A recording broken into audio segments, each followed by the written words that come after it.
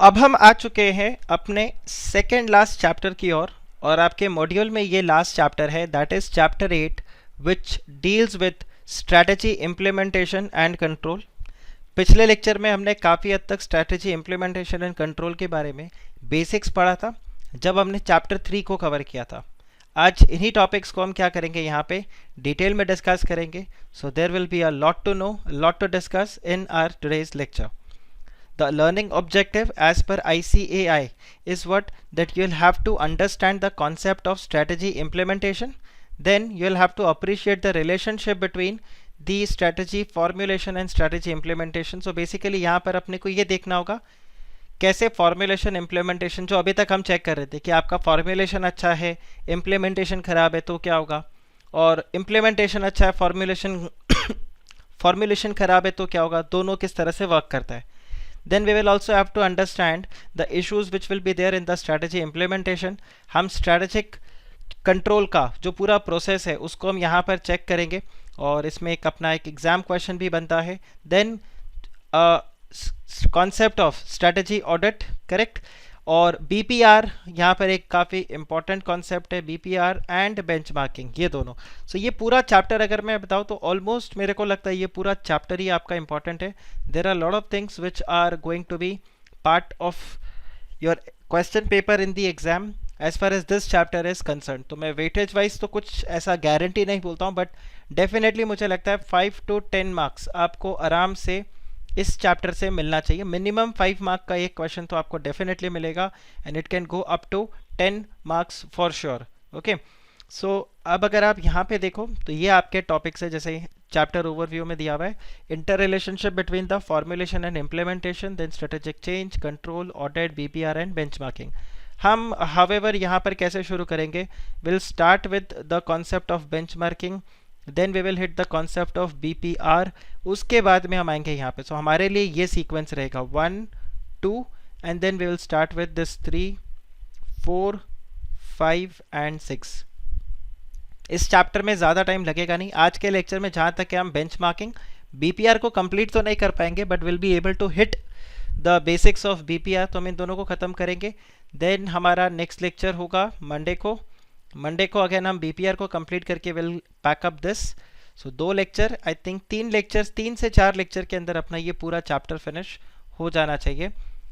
If we keep 2 hours lecture and accordingly will see किस speed से हम यहाँ पे आगे बढ़ते हैं.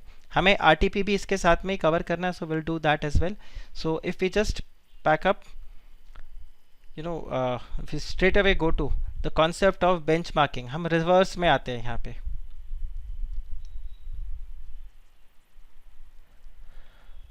Okay, so this is benchmarking. अब देखो बेंचमार्किंग आपको समझाऊं उससे पहले मैं आपको एक चक दे इंडिया का क्लिप दिखाना चाहता हूं.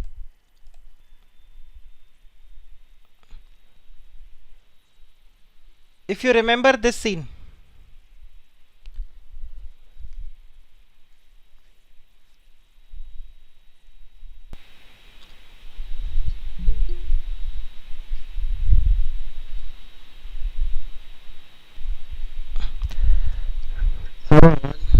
आवाज नहीं आ रही, चलो कोई प्रॉब्लम नहीं. एग्जैक्ट सीन मेरे को आपको दिखाना है. आप ये देखो, आप एक चीज अगर चेक करो, ये सीन अगर याद हो आप लोगों को,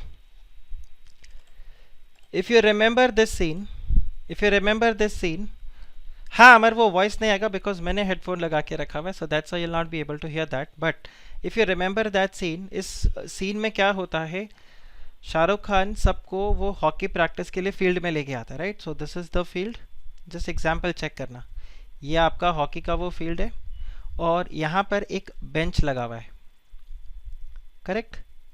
ये बेंच में सबको नाउ जितने भी वो प्लेयर्स थे, 15 प्लेयर्स जो थे वो यहाँ पर प्रैक्टिस करते हैं, वो हॉकी खेलते हैं. उसमें से कुछ 4 या 5 प्लेयर्स होते हैं जो यहाँ पर बदमाशी करते हैं. एक तो वो गुंडी, हर टीम में एक गुंडा होता है और इस टीम का गुंडा मैं हूँ, जो यहाँ पर वो सीनियर मोस्ट प्लेयर होती है. सो एक तो वो गुंडी, और वो एक गुंडे के साथ एक और उसकी फ्रेंड होती है आलिया, सो वो गुंडी नंबर 2. इसके अलावा अगर आप चेक करो तो यहाँ पर वो हरियाणा वाली Chautala, she is also there. Then you have that north east lady मोली जेमिक जो उसमें रहती है। देन फिर इसमें एक और वो आ जाती है अपनी बलबीर कौर, राइट। सो आप ये देखो ये 5 प्लेयर्स थे। तो ये 5 प्लेयर्स में क्या होता है, इसको वो बोलता है कि तुम्हें सेंटर हाफ में खेलना है, बट वो सेंटर हाफ में नहीं खेलते तो उसको बाहर भगा देते हैं। ये आलिया भी मारपीट करती है, उसको बाहर भेज देते हैं। आलिया का मारपीट ये मोली जेमिक के साथ होता है तो उसको बाहर भेज देते हैं।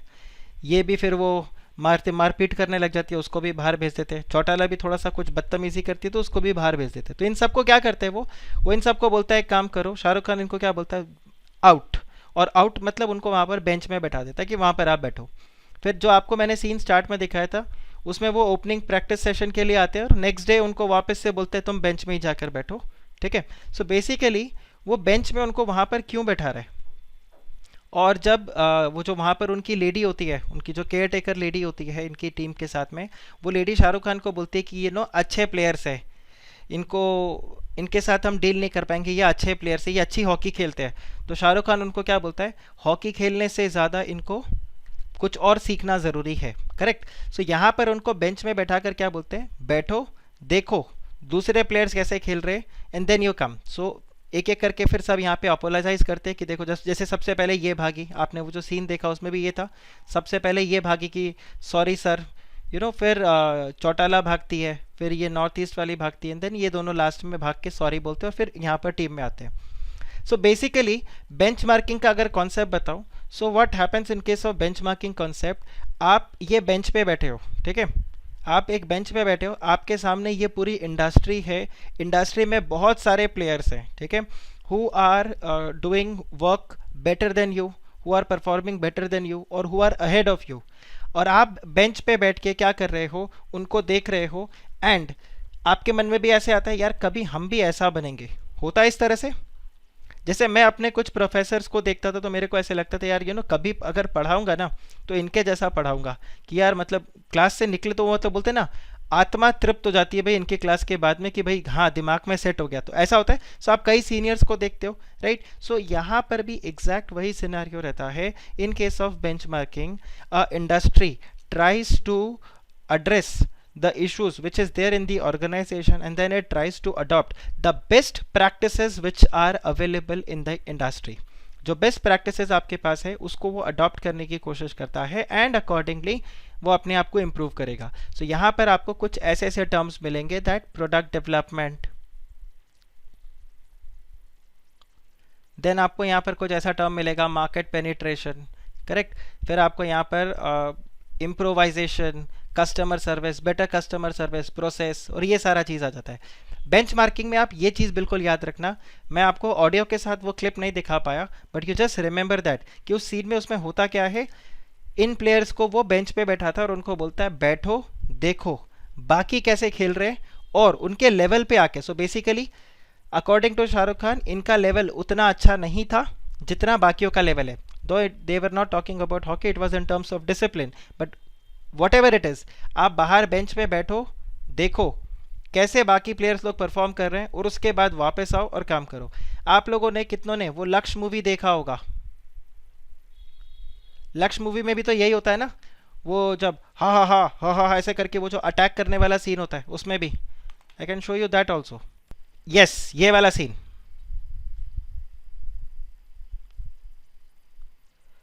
तो यहाँ पर वो इस सीन के अंदर भी क्या हो रहा है, वो उसको यही बोल रहा है ना कि क्या बात है बचपन में माँ का दूध नहीं पिया था, गर्मी नहीं है जोश नहीं है, ये देखो एग्जैक्टली वही डायलॉग है। बोल रहा है अंदर आग चाहिए, आग जोश चाहिए। हाँ साउंड नहीं आ रहा, मैं कमेंट्री दे रहा हूँ हितेश, राइट। तो अब इसको भी क्या किया, इसको साइड में बैठा दिया, इसको बोला तुम साइड में रहो और दूसरे को देखो वो कैसे काम कर रहे हैं एंड अकॉर्डिंगली यहाँ पर आओ, और ये दूसरा वाला जो है वो धावा बोलता है, right. So this is how it goes. So अगर आप चेक करो बेंच मार्किंग के अंदर यही रहता है that you have to see the best industry practice, adopt that and implement that in the organisation. और उसके लिए आपको शायद प्रोडक्ट डेवलपमेंट करना होगा, it will help you in market penetration, it will help you in getting the more customers, ठीक है, आपको कॉम्पिटिटिव एडवांटेज ये सब मिलेगा यहाँ पे। बेंच मार्किंग आप देखो ये समझ में आया गाइस, कॉन्सेप्ट समझ में आया। हम भी कई बार बोलते हैं ना भाई अपना बेंचमार्क की सुधार, राइट अपना बेंचमार्क को सुधारो, अपने बेंचमार्क को थोड़ा अच्छा रखो, तब जाकर आएगा। जैसे कई बार मैं स्टूडेंट्स को बोलता हूँ यार ये रोते रोते 40 का बात मत करो कि सर 40 आ जाए 40 आ जाए। 40 को अगर बेंचमार्क रखोगे तो 30 में अटकोगे।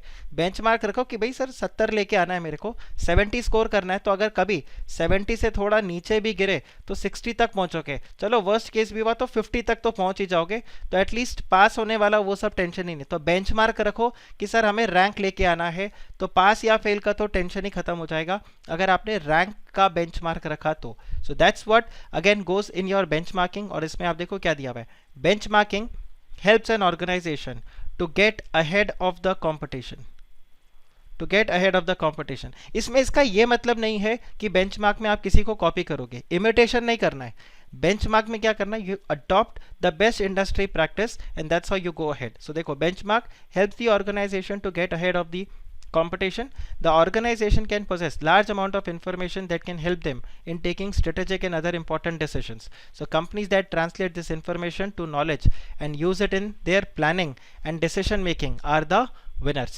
So what is benchmarking? तो ये देखो benchmarking और a benchmark may be defined as, ये सब आपके आंसर का पार्ट होना चाहिए जो मैं अंडरलाइन कर रहा हूँ। एक तो ये वाला और एक ये, that benchmark may be defined as a standard or a point of reference against which things may be compared and by which something can be measured or judged. तो आप जैसे स्टैंडर्ड कॉस्टिंग जैसे आप करते हो, हाँ you can link this with your standard costing also. Standard costing में आप कैसे करते हो, स्टैंडर्ड्स को सेट कर देते हो ना कि भाई इतना आउटपुट तो निकलना ही चाहिए, ऑन एन एवरेज इतना आउटपुट इंडस्ट्री निकालता है, तो that is also what, that is also benchmarking. So benchmarking may be defined as a standard or a point of reference against which things may be compared, by which something can be measured and judged, right? In this sense at naive level it may be compared, ये देखो it may be compared to the concept of control as the similarities do exist. आप deviations को control करते हो यहाँ पे, तो इधर जो control का बात कर रहा है वो बात कर रहे हैं हम deviations को। तो यहाँ पर जैसे स्टैंडर्ड कॉस्टिंग के अंदर भी आपका वेरिएंस निकलता था और आप वेरिएंस को क्या करते हो, कंट्रोल करने की कोशिश करते हो। जब भी आपका जो वेरिएंस आएगा वो एडवर्स होगा, एडवर्स अगर रहेगा आपका डेविएशन, तो आप क्या करोगे, उसको कंट्रोल करने की कोशिश करोगे। तो बेंचमार्क में भी आप वही करते हो, आपने एक स्टैंडर्ड को सेट कर दिया, द बेस्ट इंडस्ट्री प्रैक्टिस, और आप अपने एक्चुअल परफॉर्मेंस को वहाँ पर कंपेयर करते हो और वहाँ पर आप देखते हो क्या डेविएशंस आए और क्यों आए, एंड उसके हिसाब से आप अपने जो भी स्ट्रैटेजी है उसको चेंजेस करोगे। सो however the concept of benchmarking is much broader then mere controlling, as there are major strategic dimensions involved. The term has presumably been adapted from the physical science, where it refers to the surveyor's mark made on stationary object at previously determined position and elevations that are used as a reference point to measure the altitudes. But यहाँ पर अगर आप देखो, let's leave this, यहाँ पर आप देखो the term, ठीक है, ये टर्म का एवोल्यूशन बता रहा है, ठीक है, ओवर द ईयर्स ये सब छोड़ो, अब यहाँ पर आओ, ये देखो व्हाट इज बेंचमार्किंग। सिंपली आप देखो बेंचमार्किंग में क्या बता रहा है, benchmarking is an approach of setting the goals and measuring productivity based on the best industry practice. Very very important, आपके आंसर में ये लाइन होना चाहिए। गाइज आपको ये लिंक कर पा रहे हो जो मैंने आपको वो वीडियो क्लिप दिखाया और जो हमने इनिशियल में डिस्कशन किया था, that you set goals and you measure the productivity based on the best industry practice. Okay, so it is developed out of the need to have an information against which the performance can be measured. तो ये जो आप वहाँ पे best industry practice को देखोगे, ये best industry practice ही क्या करेगा, आपका standard बन जाएगा। Okay, the best industry practice, this will be called as the standard. Okay, the best industry practice will be called as the standard, and उसको फिर आप क्या करते हो, measure करते हो। So against which, against the best industry practice you will measure your own performance. जैसे आप देखो, for example, a customer support engineer of a television company attends a call within 48 hours. तो ये इनका क्या बन गया, benchmark। एक और चीज़, 30 minutes में पिज़्ज़ा डिलीवर, ये भी क्या हो गया आपका एक बेंचमार्क। आप देखो जब से डोमिनोज ने 30 मिनट्स में पिज़्ज़ा डिलीवरी का कॉन्सेप्ट शुरू किया, तब से होम डिलीवरी के अंदर 30 मिनट्स का कॉन्सेप्ट आ गया। कि within 30 minutes the food would be delivered to your house. So ये आपने क्या कर दिया, एक बेंचमार्क सेट कर दिया। Now let's say some there is another company जो यहाँ पर क्या करते हो 20 मिनट्स का बेंचमार्क सेट कर दे, तो आपके लिए ये क्या हो जाएगा, फिर डिफिकल्ट हो जाएगा कंपटीशन। कि देखो हमारा जो कॉम्पिटिटर है वो बोलता है 30 मिनट में guaranteed the food will be delivered, हम क्या बोल रहे हैं 20 मिनट में the food will be delivered. So again this is the best industry practice. I don't think सो आपने किसी और डिलीवरी वाले को इस तरह से देखा होगा which guarantees that within 30 minutes the food will be delivered. आपने किसी को भी नहीं देखा होगा, लेकिन डोमिनोज वाले ने इस चीज़ को शुरू किया। दो उसके बाद बहुत सारे ऑर्गेनाइजेशंस ने, बहुत सारे फूड आउटलेट्स ने, इवन पिज़्ज़ा हट ने भी इसको कॉपी किया कि 30 मिनट्स में हम पिज़्ज़ा को डिलीवर कर देंगे। That's all together another issue. But ये जो बेंचमार्क है ये सेट किसने किया था, this benchmark was set by Domino's. आप बताओ, दिस इज क्लियर। जैसे कई बार बॉलीवुड में बोलते हैं सलमान भाई ने वो शर्ट उतारने का कॉन्सेप्ट शुरू कर दिया था, so that was the benchmark कि 6 पैक एब्स होने चाहिए, राइट। तो ये क्या हो गया, that's the benchmark. So this is how it goes. So you pick up the best industry practice. Okay, so if the industry norm is that all calls are attended within 24 hours, then 24 hours can be the benchmark. ये सारे आपके पास example है।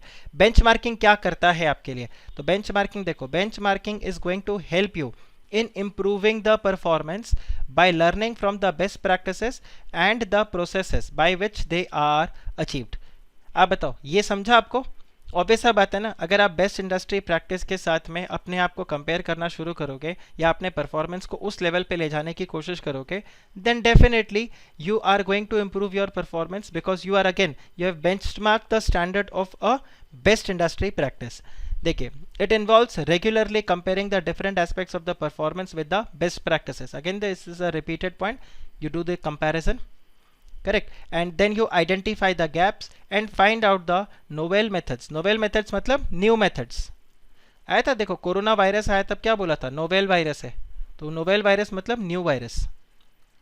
so this is you find the new methods to not only reduce the gaps but to also improve the situations so that the gaps are positive for the organizations। आप बताओ, ये isn't this exactly like your standard costing? standard costing में भी तो यही करते हो, you set the standard, then you compare the standard with the actual, you try to identify the gaps, adverse है या favorable है, and accordingly अगर adverse होता है तो आप क्या कोशिश करते हो, you find new methods जिससे कि उस gap को आप क्या कर सको और reduce कर सको, and that's how you improve। आप बताओ, isn't it the same guys, isn't it the same?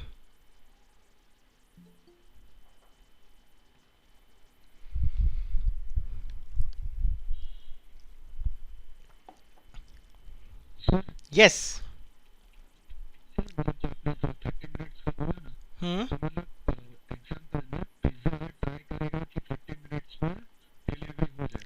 Yes yes, because आपका जो जिस इंडस्ट्री में आप हो, ठीक है, जिस इंडस्ट्री में आप हो वो इंडस्ट्री में 30 minutes is the best practice, within 30 minutes में food delivery is the best practice. तो आपको भी क्या करना पड़ेगा, आपको भी वो बेंचमार्क सेट करना पड़ेगा that 30 minutes is the best practice. देखो कई बार है ना, इसमें मूवीज़ वगैरह में बोलते हैं ना कि अभिषेक बच्चन हो गया, अर्जुन तेंदुलकर हो गया, इन सब के ऊपर एक प्रॉब्लम है, दे ऑल हैव। आपने कभी अगर सचिन तेंदुलकर का या सचिन तेंदुलकर की जो वाइफ है उसका कभी अगर आपने इंटरव्यू सुना हो, या सचिन द बिलियन ड्रीम्स आपने अगर वो मूवी देखा हो, तो उसमें अंजलि तेंदुलकर क्या बोलती है दैट सचिन का जो एक्सपेक्टेशन है, मतलब जो पूरे वर्ल्ड को सचिन से जैसे एक्सपेक्टेशन था, उसका प्रेशर कहीं ना कहीं अर्जुन तेंदुलकर के ऊपर रहेगा। So it is possible that he may perform, it is possible that he may not perform as good as how Sachin performed, okay? So that pressure would be there on him, क्योंकि उसके लिए already वो benchmark set हो चुका है कि अरे भाई वो सचिन का बेटा है, तो मतलब वो तो बेस्ट होगा। सो वो वाला चीज़ यहाँ पर हो जाता है कि आपके लिए ऑलरेडी एक बेंचमार्क सेट हो चुका होता है।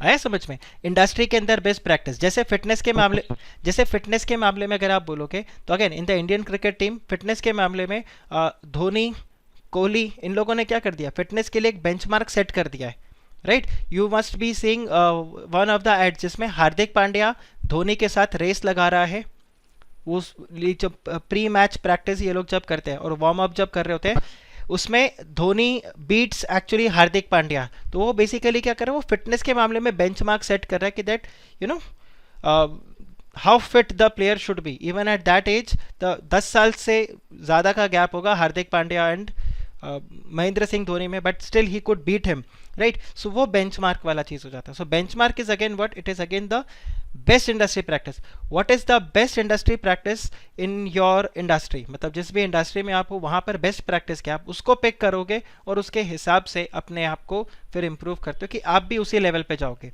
नाउ इनिशियल में आपका क्या रहेगा, that you'll have to get to that level. After you get to that level, your objective would be to beat that level. तो 30 मिनट्स अगर आपने सक्सेसफुली अचीव किया, then your objective would be कि चलो 30 मिनट्स है ना, let's make it 20. Can we do this? So it's constantly improving. It's constantly improving the performance so that you get the best competitive advantage. And that's how it said that, you know, benchmarking will always help you to stay ahead of the competition.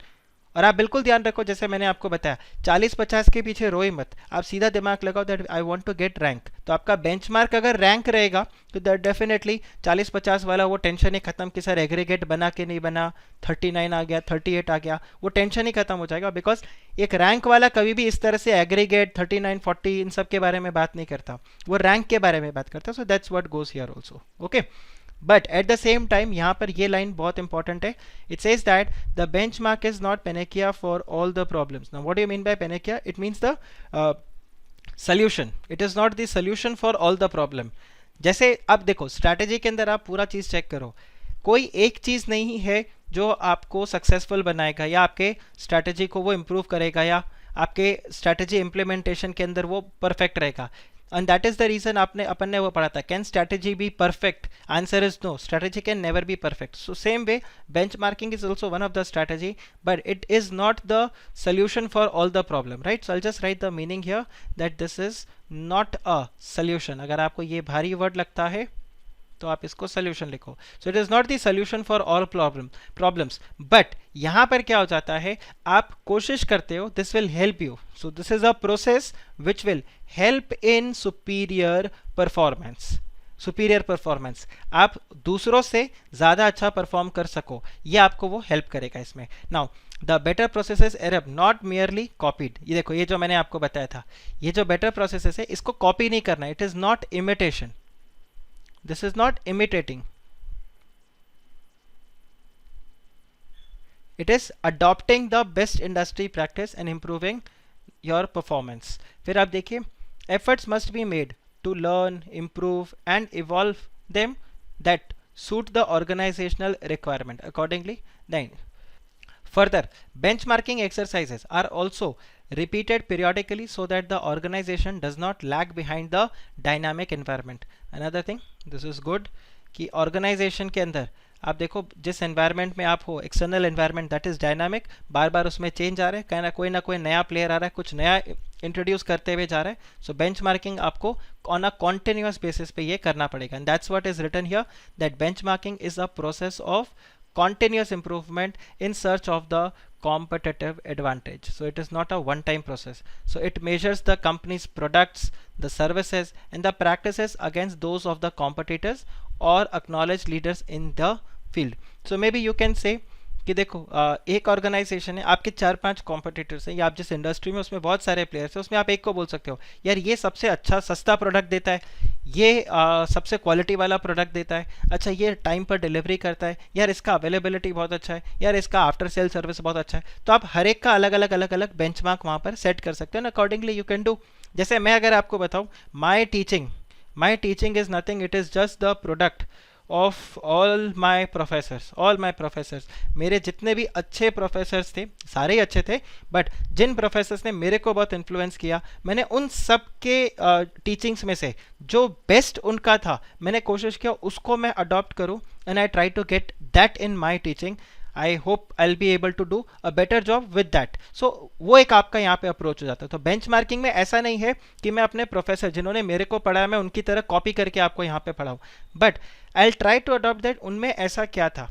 Are you getting? So benchmarking के अंदर ऐसा नहीं होता. That's why it said that it's not imitating, it's adopting the best practices which can be from one organization or which could be from the other organizations. एक और यहाँ पे myth रहता है कि सर सेम इंडस्ट्री के, मतलब with in the same territory, तो ऐसा ज़रूरी नहीं है। इंडिया का एक कंपनी हो सकता है बेंचमार्किंग सेट करे based on the best industry practice in some other developed country market, right. India भी डेवलप्ड में ही अब आने लग जाएगा, वेरी श्योर, बट आप एग्जाम्पल लो कि यूएस में क्या टारगेट है, यूएस में किस तरह से वो वर्क करते हैं, उसके हिसाब से वो यहाँ पर बेंचमार्किंग सेट कर सकते हैं. So that way also you can do the benchmarking. So it is not necessary that within the domestic market you have to look for the best industry practice. You can look for the best industry practice not just in India, even in your overseas market, or not just in the domestic market, even in the overseas market. And that could range, the best industry practice could range right from the company's products and services, or it could be the practices, it could be in terms of the after sales service, whatever. और देखो जैसे यहाँ पर बताया ना, of the competitors or other acknowledged leaders in the field. So that's how you can work it out. Xerox pioneered this process in the late 70s by benchmarking its manufacturing cost against those of the domestic and Japanese competitors and got dramatic improvement in the manufacturing cost. तो देखो Xerox जो ये company है उसने ये काम किया और उसकी वजह से आप देखो इसको फायदा हुआ. सो फर्म्स यूजिंग बेंचमार्किंग, आप ये देखो, the firms that use benchmarking process to achieve improvement in diverse range of the management functions, like ये देखो ये आपको अलग अलग एरियाज बताए हुए जहाँ पर आप बेंचमार्किंग लगा सकते हो. One is your maintenance and operations, then it is the manufacturing cost, product development, product distribution, customer service, plant utilization, human resource management. So ये सब आ सकता है. I'll tell you, when I was preparing for my CA and CS inter, at that point of time मैं जिस library में जाता था वो लाइब्रेरी में सिर्फ IAS के बच्चे आते थे. Like वहाँ पर if you go and say that you are pursuing CA or you are pursuing CS, तो आपको ये लाइब्रेरी में एडमिशन ही नहीं मिलता था, मतलब वो आपको एंट्री नहीं देता था. यहाँ पर somehow I got into this library, but आपको मैं बताता हूँ एक बहुत डिफरेंस था. आई डोंट नो आप में से कितने जनों ने लाइब्रेरी में जाके प्रिपरेशन किया है, बट एटलीस्ट मैंने जब लाइब्रेरी में जाकर पढ़ने का कोशिश किया था, पहले CA इंस्टीट्यूट की लाइब्रेरी में गया था, that was near to my place. वहाँ पर क्या होगा, सपोज करो 4 टीचर्स पढ़ाते हैं एक ही सब्जेक्ट को, ABCD, ठीक है. तो सपोज करो लेट्स से टैक्स की बात करते, तो टैक्स का क्लासेस सपोज आपने A से लिया. अब वहाँ पर कोई ना कोई आएगा, वो आपको पूछेगा अच्छा टैक्स पढ़ रहा है, किससे क्लास लिया था, तो बोला ए सर प्रोफेसर ए से लिया था. तो वो बोलेंगे अरे यार प्रोफेसर ए का मैंने सुना था, पिछले 3 अटेम्प्ट से है ना उनके बुक से कुछ नहीं आ रहा, ऐसा नहीं आ रहा, वैसा नहीं आ रहा, तूने इनका बुक देखा है क्या. वो ये बुक आएगा, कोई आएगा बोलेगा ये अच्छा है वो अच्छा है. So lot of confusion. CA की लाइब्रेरी में ये बहुत कन्फ्यूजन होता था. ऐसी सिंपल में पंचायती, जैसे मैंने आपको बताया, मैं आपको पढ़ाता भी हूँ तो मॉड्यूल से, मैं पढ़ता भी मॉड्यूल से था. लॉ अगर मैं पढ़ता था तो I used to study from the bare act, right. तो जैसे टैक्स था तो इंटर के टाइम पर मैंने वो Singhania, I don't know how many of you go to your office, तो आप में से जो ऑफिस जाते हैं आपको पता होगा वो VK सिंघानिया का एक मोटा सा थिक बुक होता है. सो मैं उससे पढ़ता था. सो वहाँ पर आके भाई इससे थोड़ी ना पढ़ते हैं, ऐसा नहीं आता है, तो कोई ना कोई यहाँ पर पंचायती करने वाला रहता था. So I was looking for a library where I don't want CS का क्राउड, करेक्ट, क्योंकि ये मुझे पता है इसमें बहुत टाइम पास और नेगेटिविटी होता था. सो मैं जब IAS के लाइब्रेरी में गया, I saw these people, like library का टाइमिंग था from morning 7 till evening 9 PM, okay. और मैं लाइब्रेरी में पहुंचता था कुछ 10 बजे. मेरी जो क्लास थी क्लास के बिल्कुल पास में, adjacent to that building, it was this library was there. So मैं 10 बजे 7 से 10 का मेरा लेक्चर होता था, तो 10 बजे लेक्चर कंप्लीट होता, I used to come here. और कभी कभार सपोज करो लेक्चर कैंसिल हो गया या कुछ ऐसा हो तो 7 बजे सीधा लाइब्रेरी में. तो मैं यहाँ पर लाइब्रेरी में जाता, यू वोंट बिलीव, यहाँ पर मेरे को ऐसे लगता था कि ये पुतले बैठे हैं यहाँ पर, वो कुछ नहीं करते, वो या तो पढ़ रहे होते थे या फिर वो सो रहे होते थे या फिर वो लाइट म्यूजिक सुनते हुए कोई न्यूज़पेपर को पढ़ रहे हैं या फिर वो उसको हटाए वो बुक्स को पढ़ रहे हैं, नोट्स बना रहे हैं. तो वो जो लाइब्रेरी का एनवायरनमेंट था, उस एनवायरनमेंट को देखकर अपने आप ही पढ़ने का मन करता था, ना टाइम पास करने का मन करता कि भाई इधर उधर कुछ करे, क्योंकि आसपास के ऐसे लोग थे. So again benchmarking. तो बेंचमार्किंग ही IAS वालों को सेट करके रखा हुआ था कि बॉस ये जिस हिसाब से पढ़ते उस हिसाब से पढ़ो. तो वो एक बेनिफिट यहाँ पर आपको हमेशा मिलता है when you keep a good benchmark. So यहाँ पर भी वही रहेगा, ऑर्गेनाइजेशन को बेंचमार्किंग से हमेशा क्या होगा, it will help in improvement. और इम्प्रूवमेंट किसी भी एरिया में हो सकता है, it could be any area of the business operations, right from the maintenance और to the cost, to the product development, distribution, customer service, plant utilization, human resource. और ये ध्यान रखना, ये आपका एक इंक्लूसिव लिस्ट, मतलब this is a inclusive list, इसमें और भी चीज़ें ऐड कर सकते हो आप, right. It could be your post delivery services, जिसको हम आफ्टर सेल सर्विस बोलते हैं. सो वो भी यहाँ पर आ जाएगा. सो you can put anything here, right. So it's a inclusive list और मोर थिंग्स कैन कम. सो आपको एक जो क्वेश्चन एग्जाम में मिलेगा, व्हाट इज बेंचमार्किंग, एंड दूसरा क्वेश्चन होगा what are the steps of benchmarking. अब मुझे आप बताओ, जितना आपने बेंचमार्किंग को समझा है उसके हिसाब से अगर आपको स्टेप्स लिखना है, let's say you have to bluff only, ठीक है, 5 मार्क का क्वेश्चन आया है, what are the steps of benchmarking. Okay, आप क्या लिखोगे स्टेप्स ऑफ बेंचमार्किंग में? स्टेप्स ऑफ बेंचमार्किंग जितना अभी तक हमने पढ़ा, identify the best industry practice, फिर आप अपने ऑर्गेनाइजेशन का एनालिसिस करोगे और उसके बाद में इसको अडॉप्ट करोगे, द बेस्ट एनालिसिस को अडॉप्ट करोगे, then you will try to find out what are the deviations, और डेविएशंस के बाद में आप क्या करोगे, आगे इम्प्रूव्ड एक्शन लोगे. आप देखो यहाँ पर भी वही सेम चीज़ आ जाता है. अब देखो, first of all in the steps of benchmarking आपको सबसे पहले क्या करना होगा, you need to identify the need of benchmarking. आप देखो इसमें हेडिंग याद रखना, if you remember the heading और मसाला अपने आप ठूस दो चलेगा, कोई प्रॉब्लम नहीं है. So heading plus explanation in own words. Heading is important, explanation in own words चलेगा, कोई प्रॉब्लम नहीं, लेकिन हेडिंग आप प्लीज यहाँ पर जैसा दिया हुआ है वैसे याद रखना. दैट बेंचमार्किंग में क्या आ जाएगा, इट इज दी, पार्डन,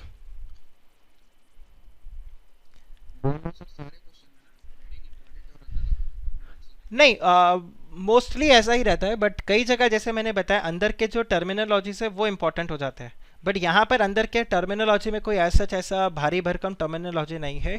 सो अंदर का मसाला आप अपने हिसाब से भी लिखोगे तो भी चलेगा, there is no problem. But there are certain questions where the steps are important, अंदर का मसाला भी आपके लिए इंपॉर्टेंट हो जाएगा. ओके, सो आप ये देखो यहाँ पर आ जाता है identifying the need for benchmarking. तो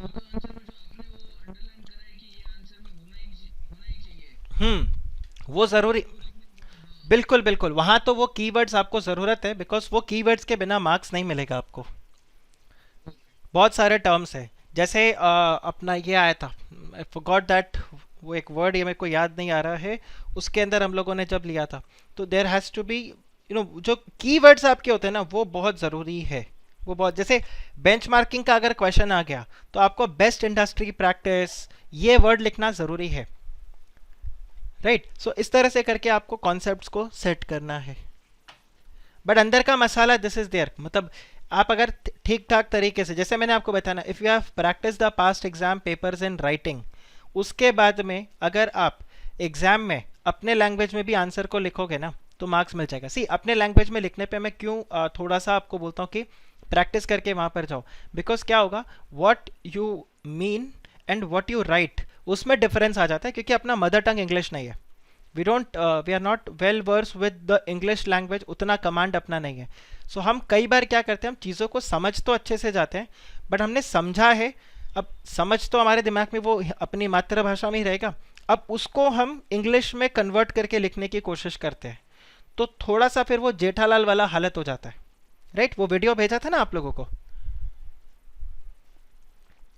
सो वो गड़बड़ हो जाता है, अपने को वो अवॉइड करना है. इसके लिए मैं बताता हूँ कि ये कीवर्ड्स आपके आंसर में रहे, और कीवर्ड्स आपके आंसर में तो फिर भी एग्जामिनर को एक कॉन्फिडेंस आएगा that yes student has studied और उसको पता है कि फेक नहीं रहा है.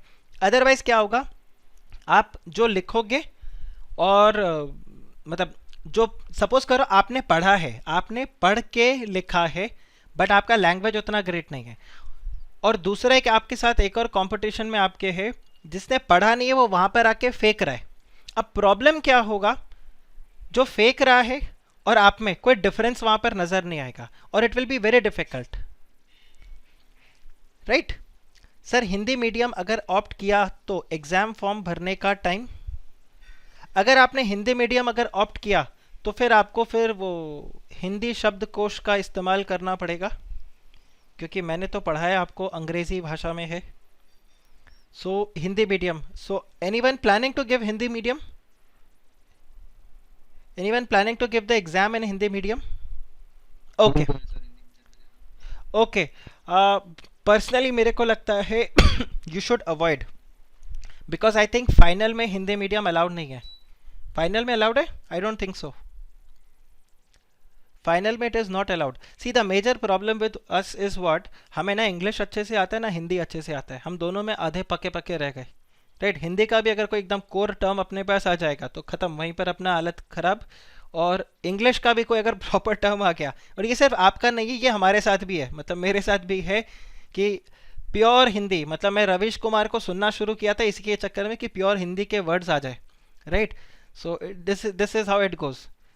एक बार एक को तो मैंने गुड इवनिंग की जगह शुभ संध्या विश किया था, तो बोलते व्हाट, मैं बोला शुभ संध्या भाई मतलब good evening, right. So this is how it goes. सुप्रभात तो फिर भी समझते हैं, सुप्रभात शुभ रात्रि, बट एक बार किसी को शाम को विश कर दिया, मैं बोला अरे अंकल शुभ संध्या, तो वो बोलते क्या। So that's how it goes, अपन बीच में रह गए हैं। सो नेवर माइंड, कोशिश करो इंग्लिश मीडियम में, बिकॉज आई टेल यू आप प्रैक्टिस करोगे, क्योंकि यू नो चाहो चाहे नहीं चाहो, अपना जो इंडस्ट्री है, chartered accountancy industry, corporate world, वहाँ पर इंग्लिश ही चलता है। Until unless you plan that कि चलो ठीक है हम अपने होम टाउन में जाके we will start with our own practice, तो बात अलग है। बट अगर आप कॉर्पोरेट में जाने की कोशिश करते हो, तो बड़े क्लाइंट्स को अगर आपको पिच करना है, a lot of times they focus on English, so that will be problem. Suraj बोल रहा है गुड आफ्टरनून को क्या बोलेंगे, गूगल सर्च कर लेना, आई थिंक शुभ दोपहर होगा। हाँ एग्जैक्टली शुभ दोपहर ही होगा, राइट चलिए, तो देखो let's get back to this. So steps in benchmarking में जैसे मैंने आपको बताया, the heading is very important. आप हेडिंग को याद रख लो, एक्सप्लेनेशन को अपने वर्ड्स में लिख देना तो चलेगा, क्योंकि कीवर्ड्स इसमें कुछ ऐसे है नहीं। सो सबसे पहले you have to identify the need for benchmarking, कि मैं बेंचमार्किंग क्यों करूँ, right? Then clearly understanding the existing business process. Now why this is important? Because जब तक आप अपने existing business को समझोगे नहीं, तब तक आप डेविएशन कैसे फाइंड आउट करोगे कि हम इस तरह से काम करते हैं और सामने वाला उस तरह से काम कर रहा है। So आपको अपने प्रोसेस को समझना पड़ेगा। Then you will have to identify the best process which is available. Then compare your own process and the performance with the other जिसके साथ आप बेंचमार्किंग कर रहे हो। देन प्रिपेयर अ रिपोर्ट, इसको हम बोलते हैं गैप एनालिसिस, और लास्ट में फिर आप क्या करो, इम्प्लीमेंट करके उसको इवेलुएट करो। सो सिंपल ये आपका तरीका, सबसे पहले मैं बेंचमार्किंग क्यों करूं, फिर अपने प्रोसेस को समझूं, फिर बेस्ट जो प्रैक्टिसेस है उसको आइडेंटिफाई करूं, जो बेस्ट प्रैक्टिसेस है उसको आइडेंटिफाई करूं, देन अपने प्रोसेस को बेस्ट प्रोसेस के साथ कंपेयर करके लास्ट में एक रिपोर्ट तैयार करता हूं जिसमें हम परफॉर्मेंस या जिसको मैं बोलता हूं गैप एनालिसिस आप करोगे, और गैप एनालिसिस के बाद फिर आप इवेलुएट करते हो after adopting the best industry practice. So ये आपके पास रहता है। सो एक बार इसको अपन यहाँ पे अंदर मसाला जो इंस्टीट्यूट ने लिखा उसको भी रीड कर लेते हैं। That identifying the need for benchmarking, steps in benchmarking में सबसे पहले आपका क्या रहेगा, identify the need for benchmarking. So this step will include defining the objective of the benchmarking exercise. ध्यान रखना, this is not the objective of the organization, this is the objective of the benchmarking exercise. मैं क्यों करूं, मैं benchmarking practice या benchmarking को adopt क्यों करूं। So define the key objectives of the benchmarking exercise. This will involve selecting the type of benchmarking. An organization will try to identify the realistic opportunities for the improvement, ये जाएगा। उसके बाद में clearly understanding the existing business process, so this will help in involving compiling the information and data on performance. This will also include mapping the process. Now what do you mean bye mapping the process, जो हम यहाँ पर बोलते हैं ना old versus new, पहले ये था अब ये है, तो उसको हम क्या बोलते हैं, मैपिंग, राइट। और इसके बाद में आप क्या करोगे, आप इंफॉर्मेशन और डेटास को कलेक्ट करोगे to understand the existing process. Then you identify the best practices. So with the selected framework the best processes are identified and this can be within the same organisation and external also. अच्छा ये चीज़ और देखना, the benchmarking can be within the same organisation also. तो आप मुझे बताओ within the same organisation benchmarking कैसे होगा, within the same organisation, बिल्कुल फैंटास्टिक। सो आप दो अलग हाँ, सो बिल्कुल, तो या तो आप प्रीवियस डिसीजंस को देखोगे या दो डिफरेंट डिपार्टमेंट्स, देयर आर 2 और more different departments in the organisation, और आप उसको मे बी आप यहाँ पर बोलोगे आपके 3 SBU है, तो SBU 1 का जो यहाँ पर ह्यूमन रिसोर्स है उसको हम बोलेंगे आप चेक करो SBU 2 के ह्यूमन रिसोर्स के साथ कि देखो उन्होंने कितने अच्छे प्रैक्टिसेस को अडॉप्ट किया, so you can do that. So within the organisation इस तरह से भी ये अपना वर्कआउट हो सकता है। Then you compare, so comparing the gaps in the performance between the organization and the better performance who are identified. Correct, तो यहाँ पर आप उसको कंपैरिजन करोगे और उसके बाद में आपका गैप्स जो रहेगा उसको आप एनालिसिस करोगे, राइट, और एक्सप्लेनेशंस और लोगे कि ये क्यों रहता है.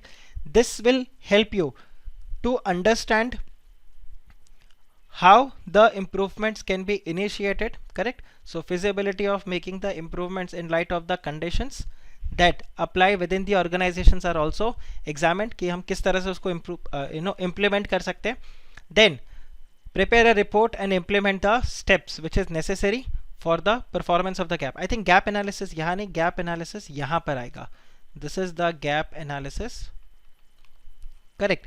और यहाँ पर आप क्या करोगे, report on the benchmarking initiatives containing the recommendations report will be there.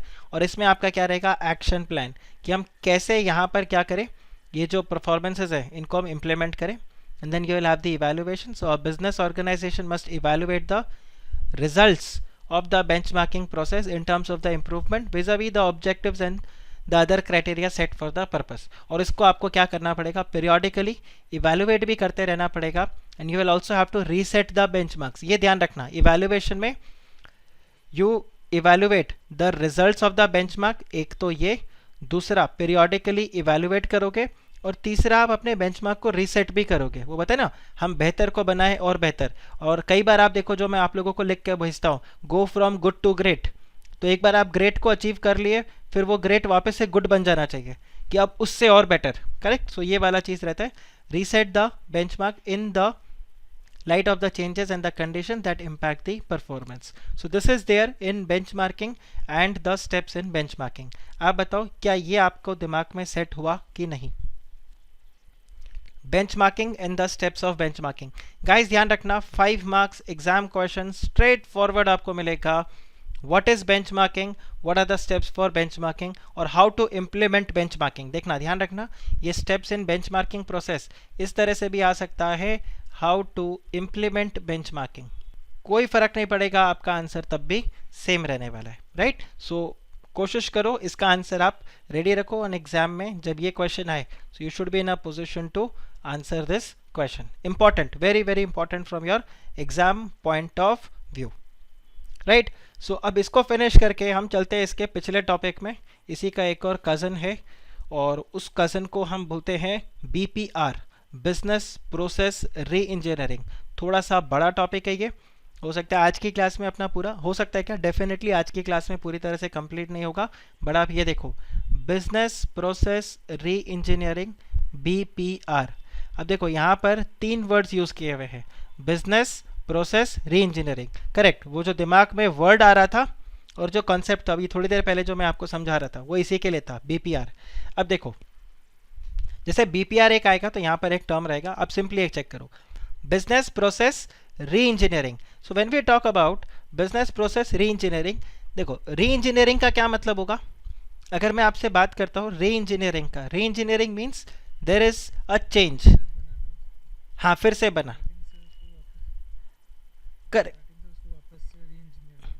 Correct. So starting से वापस, है कि नहीं. आप मुझे बताओ, री इंजीनियरिंग अगर मैं वर्ड यूज कर रहा हूँ, तो जैसे अभी आपने बताया स्टार्टिंग से उसको बनाना, अमर ने यहाँ पर लिखा रिकंस्ट्रक्ट. सो आप सिंपली एक बात बताओ, this will be minor changes और major changes. Re engineering major रहेगा, आप बोलते हो प्रोसेस पूरा चेंज हो जाएगा, ठीक है. तो यहाँ पर there will be what, there will be major change. Minor थोड़े मोड़े चेंजेस नहीं होंगे, ये आपका एक मेजर चेंज आएगा जो कि री इंजीनियरिंग में रहेगा. तो बेसिकली आप क्या करते हो, द प्रोसेस. आप मुझे बताओ, क्या आपका बिजनेस चेंज हो रहा है. Answer is no. बिजनेस तो वही है, बट बिजनेस को करने का तरीका, process is what, the way you do a particular thing और the way a particular thing is being done. So the way you do the business, that is about to get change. This is what is called as business process re-engineering. Guys clear. 3 term है, मतलब वो जैसे बोलते हैं ना, रिश्ता वही सोच नहीं, तो यहाँ पर वही रहेगा, बिजनेस वही प्रोसेस नहीं, करेक्ट. BPR, हाँ रे, अच्छा लाइन है. देखो BPR इज व्हाट, BPR में आ जाता है बिजनेस वही प्रोसेस नहीं.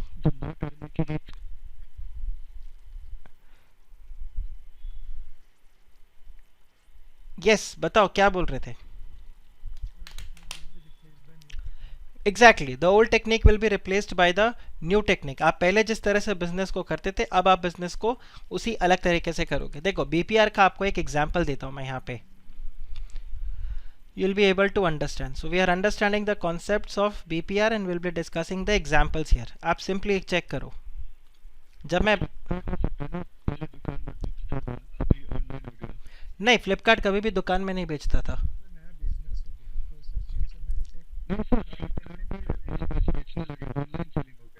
तो फ्लिपकार्ट में जब ऑनलाइन सेलिंग होने लग गया तो वो बीपीआर नहीं होगा, वो ऑल टुगेदर एक नया बिजनेस में आ गए।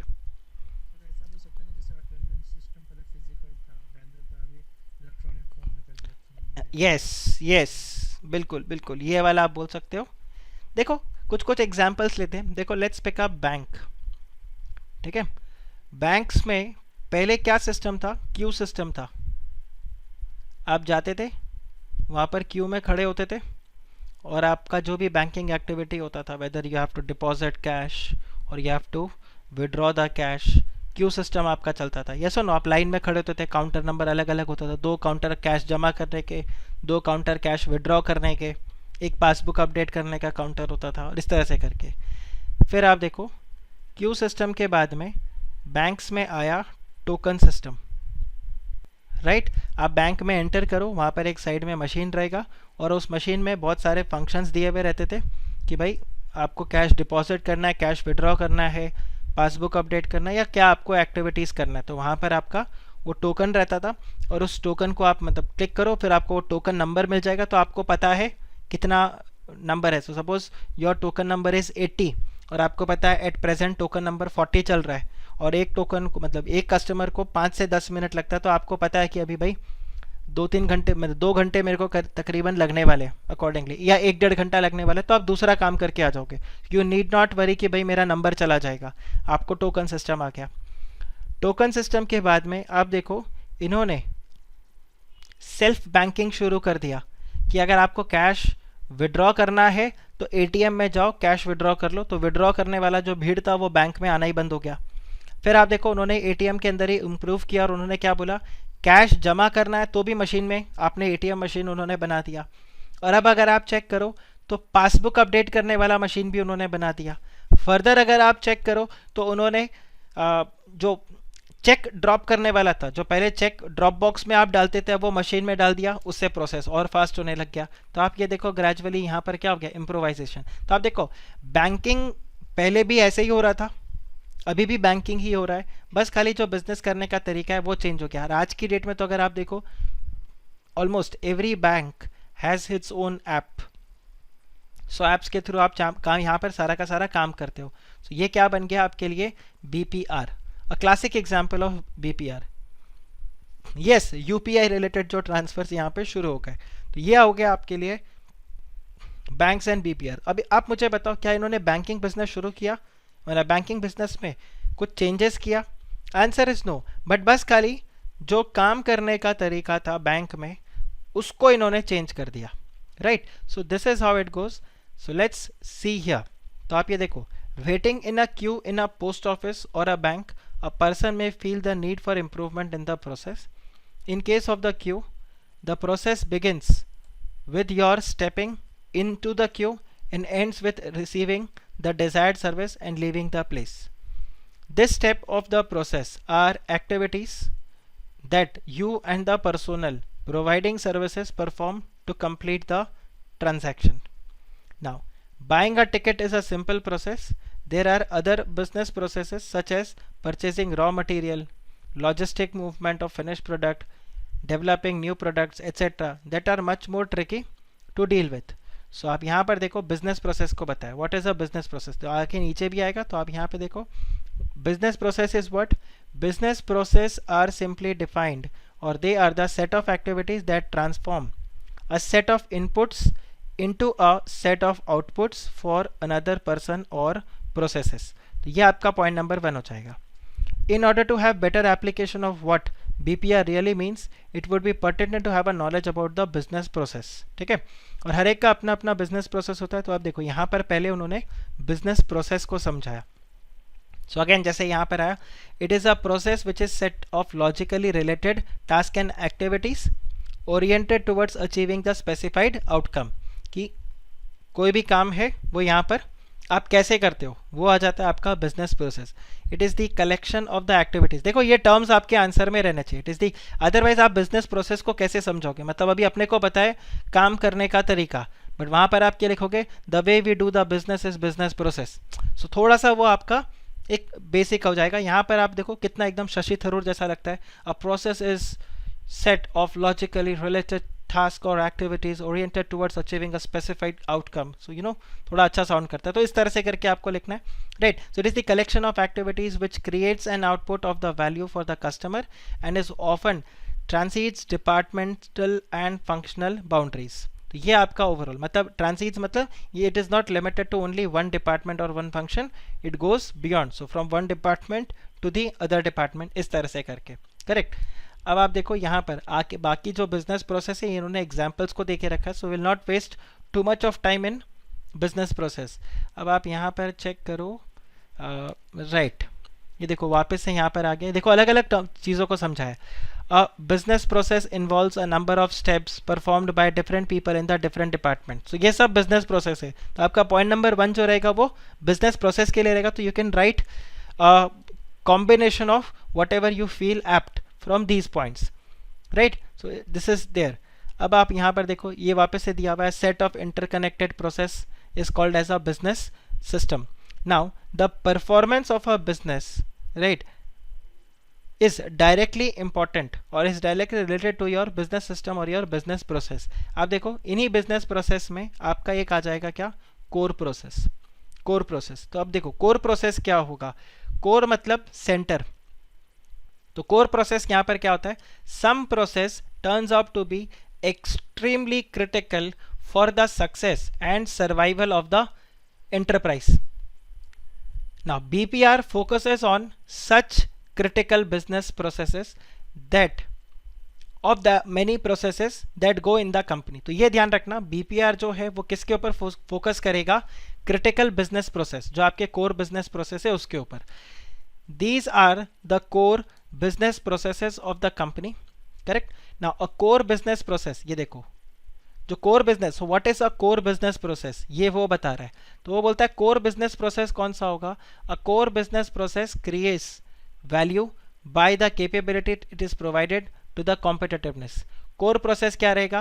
it will be critical in the company's evaluation by the customers, right? they are vital for the success in the industry sector within which the company is positioned.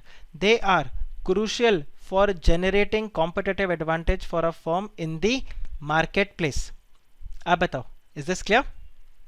core process, right आपने वो band बाजा बारात वाली movie देखी? वो band बाजा बारात में जब पहली शादी वो रणवीर सिंह एंड अनुष्का शर्मा जब वो पहली शादी प्लान करते हैं तो उसमें वो देखते हो वो एक चाचा आते हैं, वो बोलते हैं मैं फ्लावर डेकोरेशन और का काम कर दूंगा।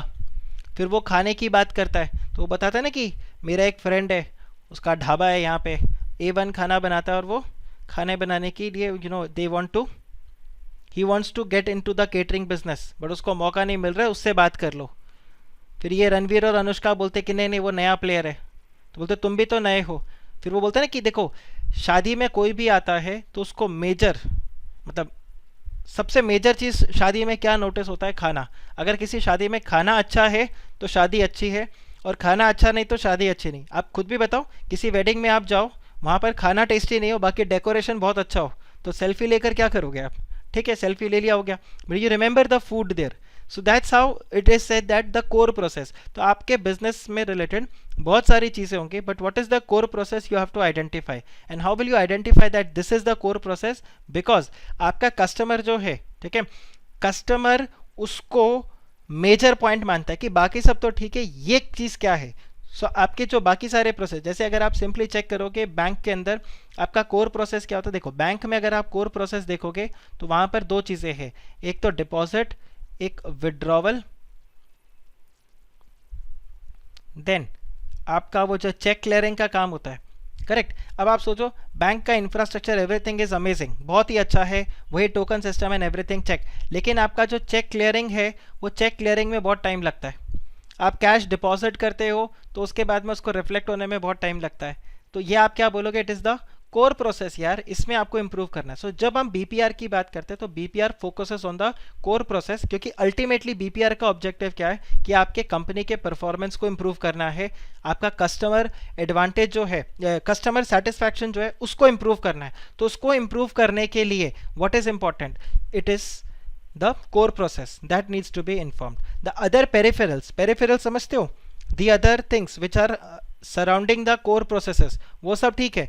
जैसे आप बैंक में जाओगे वो आपको बोलेगा आपको एफडी करके दे देंगे, ठीक है चलो कोई प्रॉब्लम नहीं, हालांकि ये भी कोर प्रोसेस में आएगा। वो आपको बताते हैं आपको म्यूचुअल फंड के यूनिट्स परचेज करके दे देंगे, आपको क्रेडिट कार्ड देते हैं, भाई ये सब ठीक है। लेकिन कोर सर्विसेज क्या है, कोर सर्विसेज ये है, we need to improve in that. So how will you identify the core process, ये लाइन आप ध्यान रखना। The core processes are those processes which are critical in the company's evaluation by the customers. Okay, तो आप देखो, while some core processes are easily identifiable, some core processes may not be immediately apparent. The following instances serve that a core process needs to be identified carefully in terms of bearing their competitiveness. तो आप देखो जैसे यहाँ पे इन्होंने अलग अलग area बताया, जैसे इसके ऊपर ध्यान रखना, ये जो कोर प्रोसेस है ना, on this core process you may get a case study question, आपको एक केस स्टडी क्वेश्चन शायद इसमें मिल जाए कोर प्रोसेस के ऊपर, राइट। विल सी किस टाइप का ऐसा होता है। आरटीपी में अगर होगा तो ठीक, नहीं तो फिर मैं आपको एक क्वेश्चन ऐसा फ्रेम करके मैं बताऊंगा जिसमें कोर प्रोसेस को आइडेंटिफाई करने के लिए आपको क्वेश्चन मिलेगा। जैसे लास्ट क्लास में अगर आपको याद हो तो वो बता रहा था कि हिज डिसीशंस इन्फ्लुएंस, याद है आपको एक वो क्वेश्चन था, क्या तो वो बंदे का नाम था, उसने बताया था कि वो बोलता है I want to take decisions, लेकिन मेरे डिसीशंस का ऑर्गेनाइजेशन वाइड इम्पैक्ट होगा, ये रहेगा वो रहेगा। So basically he was at the corporate level, so उसके हिसाब से यस बिल्कुल विशाल, कॉर्पोरेट लेवल मैनेजमेंट वाला। So that type of question you may gate, जिसमें आपको वो बताए कि दिस इज देयर, तो आपको वो आइडेंटिफाई करना है what is the issue here, या क्या चीज़ है, तो आप बताओगे कोर प्रोसेस। तो जैसे यहाँ पर दिया हुआ है electronic and semiconductor industry, the new product development is the core process, yes और नो। क्या नए फोन्स आए, क्या नया टेक्नोलॉजी आया, पुराने वाले से अभी वाले में क्या डिफरेंस है, क्या चेंजेस है। तो और आप देखो किसी भी इलेक्ट्रॉनिक इंडस्ट्री में आप देखोगे वो नया नया प्रोडक्ट्स, जैसे अभी आप चेक करो फ्रिज के लिए आया था, 30 दिन तक सब्जियां फ्रेश रहेगी, फिर उन्होंने बोला फ्रिज को फ्रीज़र बना लो, फ्रीज़र को फ्रिज बना लो, फ्रीज़र को डीप कूलिंग आप कर दो। अभी एक वो नया फ्रिज का ऐड आ रहा है, वोल्टास का ही, आई थिंक वोल्टास का ना किसका, उसमें वो बोलता है फ्रिज के अंदर ही दही जमा लो, correct. So you know this is how the different new products जैसे जैसे आप यहाँ पे डेवलप करोगे वो आपका कोर प्रोसेस में आ जाता है।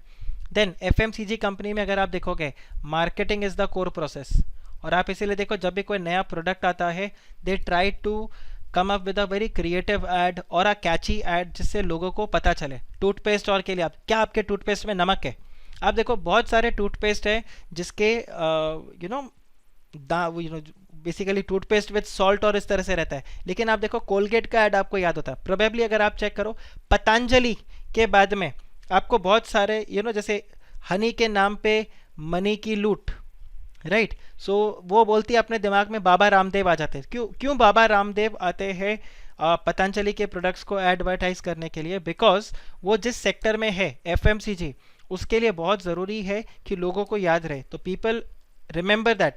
वो देखते हो बाबा रामदेव, अगर आप देखना, आई don't know if you have ever noticed this और नॉट, कभी यूट्यूब पे जाके आप सर्च करना, ये बाबा रामदेव जब केश कांति का ऐड करते हैं ना तो अपने बाल खोल देते हैं और वो बताते हैं देखो घने काले बाल। सो पीपल ट्राई टू को relate with that. So for a FMCG company marketing is the core process. यहाँ पे देखो हर्ष बोल रहा है रफेल पान मसाला, गजब, मतलब गजब, पान मसाला एफएमसीजी में नहीं है रे, राइट, वो एफएमसीजी में नहीं आएगा।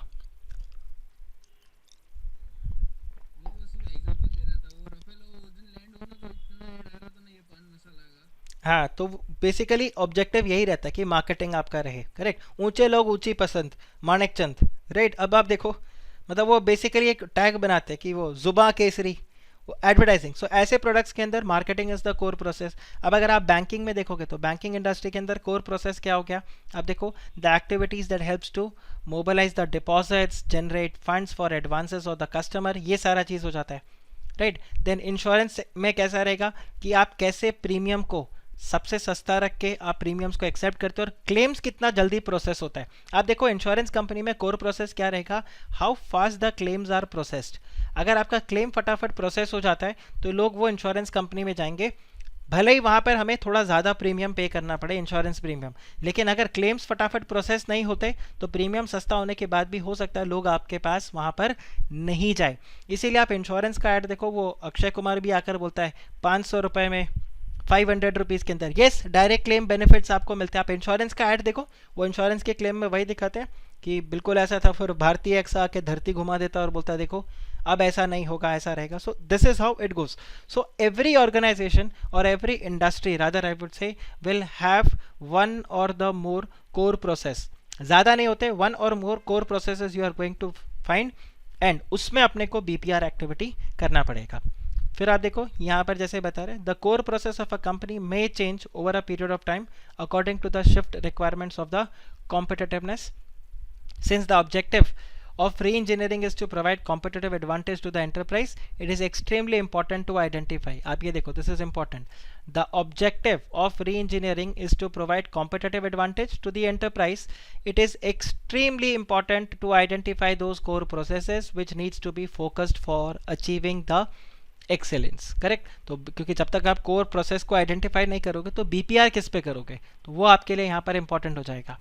जैसे मैं आप लोगों को बोलता हूँ ना कि for your exam what is the core process, एक तो आपका कंटेंट, आपके आंसर का कंटेंट प्लस जो कीवर्ड्स है वो कोर आपके लिए है। आपका इंग्लिश अच्छा है लेकिन वहाँ पर कुछ भी फेक कर आ रहे हो तो मार्क्स नहीं मिलेगा जब तक वो कीवर्ड्स वहाँ पर नहीं होंगे। तो you always have to identify what is the core process there, right, what is more important.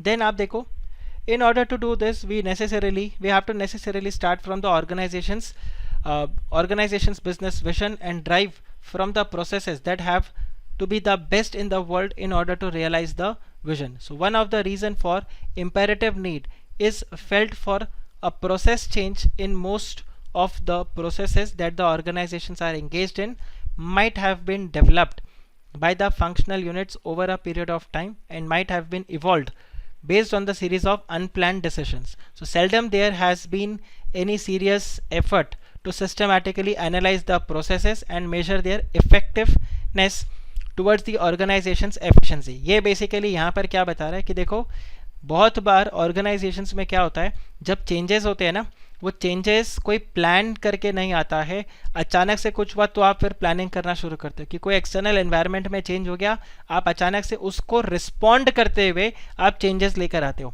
So changes are very less which are planned. आप बस करिए क्या करते हो, चलो कोई नया कॉम्पिटिटर आ गया उसने ऐसा कर दिया, हम उसके रिस्पॉन्स में यहाँ पर काम करते हैं। So most of it is the response, okay, और it is reaction to a change. So ये वो आपको पॉइंट बता रहे हैं एग्जाम के, करेक्ट। तो ये हाँ बिल्कुल, तो ये आपको एग्जाम के लिए रेलेवेंट नहीं है, ये बस खाली आपको बस बता रहा है कि यहाँ पे बीपीआर का इंपॉर्टेंस कैसे है, कि लोग इसको अनप्लान्ड वे में करते हैं। तो BPR is not unplanned, it is a proper planned way. और जैसे आपने अभी बताया कि जियो के आने के बाद अचानक से बिना प्लान के उन्होंने क्या कर दिया, अपने जो टैरिफ्स थे उनको रिड्यूस कर दिया। So this is how it goes. So quite often the individual departments of the units of the company aim at optimising their own performance disregarding the resultant effect on the other areas of the operation. So this may result in suboptimal performance of the overall organization. The overall business process in the organization extending over several departments may require or may be quite lengthy, time consuming, costly and inefficient. Also the existing business process and work patterns might have largely obsolete and irrational because of change in the information and communication technology. Fragmentation, nobody mean by fragmentation, आप सब ने जिन्होंने Windows को use किया है वहाँ पर आपको फ्रेगमेंटेशन पता होगा। Have you heard this? Disk fragmentation होता है, करेक्ट। तो वो बेसिकली क्या करता है, आपके जो अननेसेसरी स्पेस जो यहाँ पर यूज़ होता है या फिर जो आपका वो जो प्रोसेस रहेगा उस पूरे प्रोसेस को तोड़ता है फ्रेगमेंट्स में। फ्रेगमेंट सेगमेंट, करेक्ट, आप इसको ब्रेक करते हो। सो आप देखो फ्रेगमेंटेशन ऑफ वर्क, तो आपका जो पूरा लार्ज प्रोसेस है उसको आप ब्रेक डाउन करते हो, ठीक है। फ्रेगमेंटेशन में बेसिकली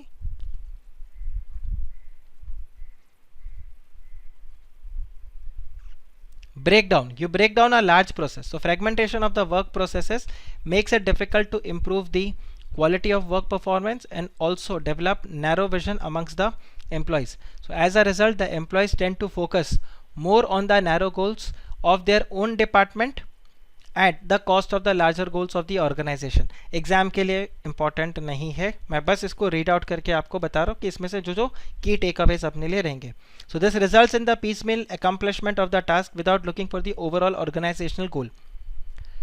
दिस इज अगेन कि ऑर्गेनाइजेशन के अलग अलग डिपार्टमेंट से हर कोई अपने डिपार्टमेंट के ऊपर लगा हुआ है, ठीक है, उसको अपने डिपार्टमेंट की पड़ी है. पूरा ऑर्गेनाइजेशन में कुछ भी हो कोई फर्क नहीं पड़ता, वो अपने ऑर्गेनाइजेशन के हिसाब से ही लगा हुआ है. So this is what has been mentioned here. Okay, फिर आप देखो as the small fragment of work move from person to person or from unit to unit, delays keeps on mounting and it enhances the chances of error. In such a situation, the emerging critical issues often remain unattended as they do not fit into the narrow definitions of the task or the roles of the individual department. तो ये ऐसे करके घुमा रहा है. I think ये वाला जो पूरा पार्ट है, ये पूरा पार्ट आप यहाँ पे इसको, अब ये वाला जो पैराग्राफ है इसको आप यहाँ पर रीड कर लेना. Do read it once. यहाँ पर इस तरह से करके आपको दिया हुआ है. समवेयर इन बिटवीन यहाँ पर आता है, मैं आपको बताता हूँ जहाँ से आपका मेन इधर शुरू हो जाएगा.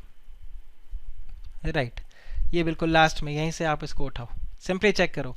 द बिजनेस प्रोसेस री इंजीनियरिंग. सो यहाँ पर क्या होगा, बिजनेस प्रोसेस री engineering briefly outlined as follows. तो मेन इनका जो रहेगा, operational excellence, it tries to improve that on the basis of competitiveness.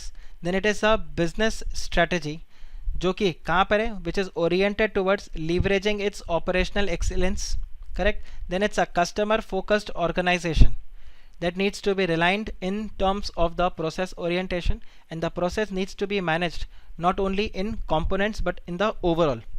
ये देखो, not only in components but for the overall organization. सिर्फ एक डिपार्टमेंट, सिर्फ एक यूनिट, उसके बारे में हम यहाँ पे डिस्कस नहीं करेंगे. Then for considering totally new ways of redesigning the process, right. And then continuous improvement is lacking in the organization. Dramatic improvement in the performance is a prerequisite for overcoming the competition, and how to compete more important than deciding where to compete. ध्यान रखना, ये question आपका exam में फिर independent बनेगा, जहाँ पर आ जाएगा आपके लिए ये नीड फॉर बीपीआर. हमें बीपीआर क्यों चाहिए. ओके, ये आपका एग्जाम में एक क्वेश्चन बन सकता है, why do we need BPR. तो वहाँ पर आपका ये आंसर होगा, why do we need BPR. BPR इसलिए चाहिए क्योंकि हमें ओवरऑल एक्सीलेंस चाहिए in the company in terms of the competitiveness. हमें एक ऐसा बिजनेस स्ट्रेटजी को डेवलप करना है जो अगेन ऑपरेशनल एक्सीलेंस के टुवर्ड्स जाएगा. एक कस्टमर फोकस्ड ऑर्गेनाइजेशन हमें बनाना है और हमारा प्रोसेस भी उसी के साथ अलाइंड होना चाहिए. Then process needs to be managed completely overall. We also need to redesign the process. Continuous improvement जो है वो ऑर्गेनाइजेशन में लैक कर रहा है, करेक्ट. हमें ड्रामेटिक इम्प्रूवमेंट चाहिए टू ओवरकम द कॉम्पिटिशन. और ये वाला चीज़ होता है, how to compete is more important than deciding where to compete. मतलब किसके साथ तो छोड़ो, कैसे कॉम्पीट करें यही समझ में नहीं आ रहा है. कॉम्पीट किससे करेंगे वो तो बाद में, पर कैसे करें यही नहीं पता. तो ये सब में आपको क्या चाहिए होगा, बीपीआर का ज़रूरत होगा. तो ये सब आपका इंट्रोडक्शन था जिसके अंदर मैं आपको बताता हूँ ये एक आपका की टेक अवे एग्जाम के लिए as far as your exam is concern, इसके ऊपर क्वेश्चन. अब अगर आप यहाँ पर देखोगे तो ये आपको बताएगा व्हाट इज़ द बीपीआर. अब ध्यान रखना, जब भी बीपीआर वर्ड आएगा आपको एक वर्ड ध्यान रखना है, रेडिकल चेंज. जब भी बीपीआर का कॉन्सेप्ट आएगा आपको ये एक टर्म ध्यान रखना है, that BPR is what, BPR is bringing radical change in the organisation. अब यहाँ से आपका टेक्निकली अगर देखोगे तो बीपीआर शुरू हो रहा है. तो आप देखो BPR, check this. So BPR refers to the analysis and redesign of the workflows and the processes both within the organization and between the organization, right. आप देखो ये यहाँ पर आ गया, the redesign effort is what, it is radical. ये word आपको रखना जरूरी है अपने आंसर के अंदर, it is a radical change. Okay, आगे देखो, it is totally deconstruction and rethinking of the business process in entirety. Guys ये सारे टर्म्स आपके लिए इंपॉर्टेंट होंगे when you right BPR, correct. अब देखो जो वर्डिंग्स यहाँ पर यूज किया है, deconstruction and rethinking of the business process in entirety, completely उसको हमें change करना है. Then it's given unconstrained by existing structure and pattern. फिर आपको दिया हुआ है its objective is to obtain quantum gains in the performance of the process in terms of time, cost, output, quality and responsiveness of the customers. Then आप ये देखो the redesign effort aims at simplifying and streamlining the process by eliminating all redundant and non value adding steps, activities and transactions, reducing drastically the number of stages or the transfer points of work and speeding up the workflow through the use of IT system. हो my goodness. आप देखो यहाँ पर क्या हो रहा था, यही तो था. आप देखो क्यू सिस्टम में क्या प्रॉब्लम था, क्यू सिस्टम से टोकन सिस्टम में क्या बेनिफिट हुआ. देखो क्यू सिस्टम में ये प्रॉब्लम था दैट आप बैंक में अगर देखोगे तो बहुत सारे कस्टमर्स रहेंगे, ठीक है, और उसमें फिर डिले भी होता था, फिर झगड़े भी कई बार होते थे, लाइन में बराबर नहीं. सपोज करो आपका नंबर आया, फिर लंच टाइम हो गया, एसबीआई में तो ऐसा ही हो जाता है, या उनका सर्वर डाउन हो गया तो कस्टमर को गुस्सा आएगा. आप इमेजिन करो आप 30-40 मिनट से वहाँ पे क्यू में खड़े हो, जैसे ही आपका नंबर आया लंच ब्रेक हो गया, या जैसे ही आपका नंबर आया वहाँ पर उनका सर्वर डाउन हो गया. बैंक्स में होता है, कई बार सर्वर डाउन होता है, तो आपको कितना गुस्सा आएगा कि 40-45 मिनट्स मेरे यहाँ पर फिर वेस्ट हो गए और काम भी नहीं हुआ. इससे टोकन सिस्टम में क्या फ़ायदा हो गया कि आपका टाइम वेस्ट नहीं होता. सपोज मैं घर से निकला हूँ बैंक के काम के लिए और भी 3-4 काम के लिए, तो मैं क्या करूँगा, मैं बैंक में जाऊँगा, सबसे पहले टोकन लूँगा. नंबर अगर 10-15 मिनट में आ रहा है तो I wait in the bank, but if I know I have to take wait for 40-45 minutes, I go and I finish off the other work, then I come back to the bank. इससे bank में भीड़ भी कम हुआ और customer satisfaction भी ज़्यादा, कि वो चिड़चिड़ करके परेशान होकर नहीं आएगा, क्योंकि क्यू में खड़ा है तो उसका दिमाग का दही हो सकता है, यहाँ पर नहीं होगा. सेल्फ बैंकिंग में और भी अच्छा हो गया, बैंक वाला इन्वॉल्व ही नहीं है, एक मशीन लगा दिया, वहाँ एक चौकीदार को रख दिया, और वो चौकीदार आपको हेल्प करता है, आप अपने आप जाके कैश डिपॉजिट कर लो, विड्रॉ कर लो, ये वाला चीज़ आ गया. और ऐप्स के थ्रू तो और भी अच्छा हो गया. आपको पता है डिमांड ड्राफ्ट आप ऐप के थ्रू बना सकते हो. You just have to go to the bank and collect your demand draft. आप ऐप के थ्रू डिमांड ड्राफ्ट का वो जो ऑर्डर है वो प्लेस कर दो, किसके नाम पे डिमांड ड्राफ्ट बनना है, क्या करना है. You go to bank and मुझे पता है सीए इंस्टीट्यूट, सीएस इंस्टीट्यूट, ये सब डिमांड ड्राफ्ट मांगते थे, करेक्ट. और इतना गुस्सा आता था डिमांड ड्राफ्ट बनवाते वक्त. आई मीन एग्जाम में मेरे को ऐसा लगता था कि आईसीएआई कैश क्यों नहीं एक्सेप्ट कर लेता है एज एग्जाम फी, अभी जो आप ऑनलाइन फिल करते हो. ओके हमारे टाइम पर वो डिमांड ड्राफ्ट पहले तो एक फिजिकल, मतलब इतना आ रहा था कि पहले एक आप जाओ लाइन में फिजिकल फॉर्म खरीद कर लाओ, फिर वो फिजिकल फॉर्म को लो और उसको भरो, किसी से साइन करवाओ, फिर डिमांड ड्राफ्ट लेके आप बैंक में जाओ, मतलब डिमांड ड्राफ्ट बनवाने बैंक में जाओ, फिर फॉर्म लेके उसको सबमिट करने के लिए फिर लाइन में लगो. It was very very tedious task. मतलब एग्जाम फॉर्म भरना it is very difficult task. और एक बार तो ऐसा हुआ था, one of my friend exam form भरा, करेक्ट. अब वो जो ये रहता है ना ओएमआर शीट जो रहता है, वो ओएमआर शीट के अंदर भरते वक्त उससे कुछ मिस्टेक हो गया, और वो एक फॉर्म 500 रुपीज़ का वापस से नया फॉर्म खरीदो, लेकर आओ, मतलब वापस से वो पूरा प्रोसेस शुरू करो. सो उसका लास्ट डे में ये फॉर्म भरने के लिए वो जा रहा था और उससे मिस्टेक हो गया. सो ओवरऑल जो कस्टमर सेटिस्फैक्शन था दैट वाज नॉट गुड. इसमें इन्होंने रेडिकल चेंज किया और उन्होंने क्या बोला, भाड़ में जाए फिजिकल फॉर्म, आज से ई फॉर्म्स आप भरोगे ऑनलाइन. और उन्होंने फिर वो देखो आईसीआई एग्जाम ऑनलाइन उन्होंने शुरू किया और उसके अंदर जाके आप एग्जाम फॉर्म्स को फिल करते हो. So this is what goes here. तो इससे उन्होंने क्या कर दिया, देखो they have simplified. So BPR aims at simplifying the process, streamlining the process, correct. Streamlining the process मतलब उसको अलाइन कर देना properly. Then eliminate all redundant and non value added steps. आप देखो आईसीएआई के लिए भी आई एम श्योर उतना ही डिफिकल्ट था. वो डिमांड ड्राफ्ट को बैंक में जमा करो, अब अलग अलग बैंक्स के होते हैं डिमांड ड्राफ्ट, उसको सेग्रीगेट करना, फिर डिमांड ड्राफ्ट को भेजना, क्लियरिंग करवाना, ये करना. अब वो सब हट गया. आपके पास पेमेंट गेटवे है, यूपीआई है, उसके थ्रू आप पेमेंट करो, फट से आईसीएआई के अकाउंट में भी पैसे क्रेडिट हो जाते हैं और आप घर बैठे आराम से फॉर्म को फिल कर लेते हो. So ये वाला scenario. So you eliminate the redundant and non-value adding steps and activities and the transaction. इससे होता क्या है, you reduce drastically the number of stages or the transfer point of the work. A to B, B to C, C to D, इतना सा हटाओ, सीधा A to E कर दो आपने. तो ये आपने किया. इससे ओवरऑल क्या होगा, it will speed up the work flow through the use of IT system. आप बताओ ये याद रहेगा कि नहीं, ये याद रहेगा कि नहीं. मैं यहाँ पर लिख भी देता हूँ link with CA institute exam form.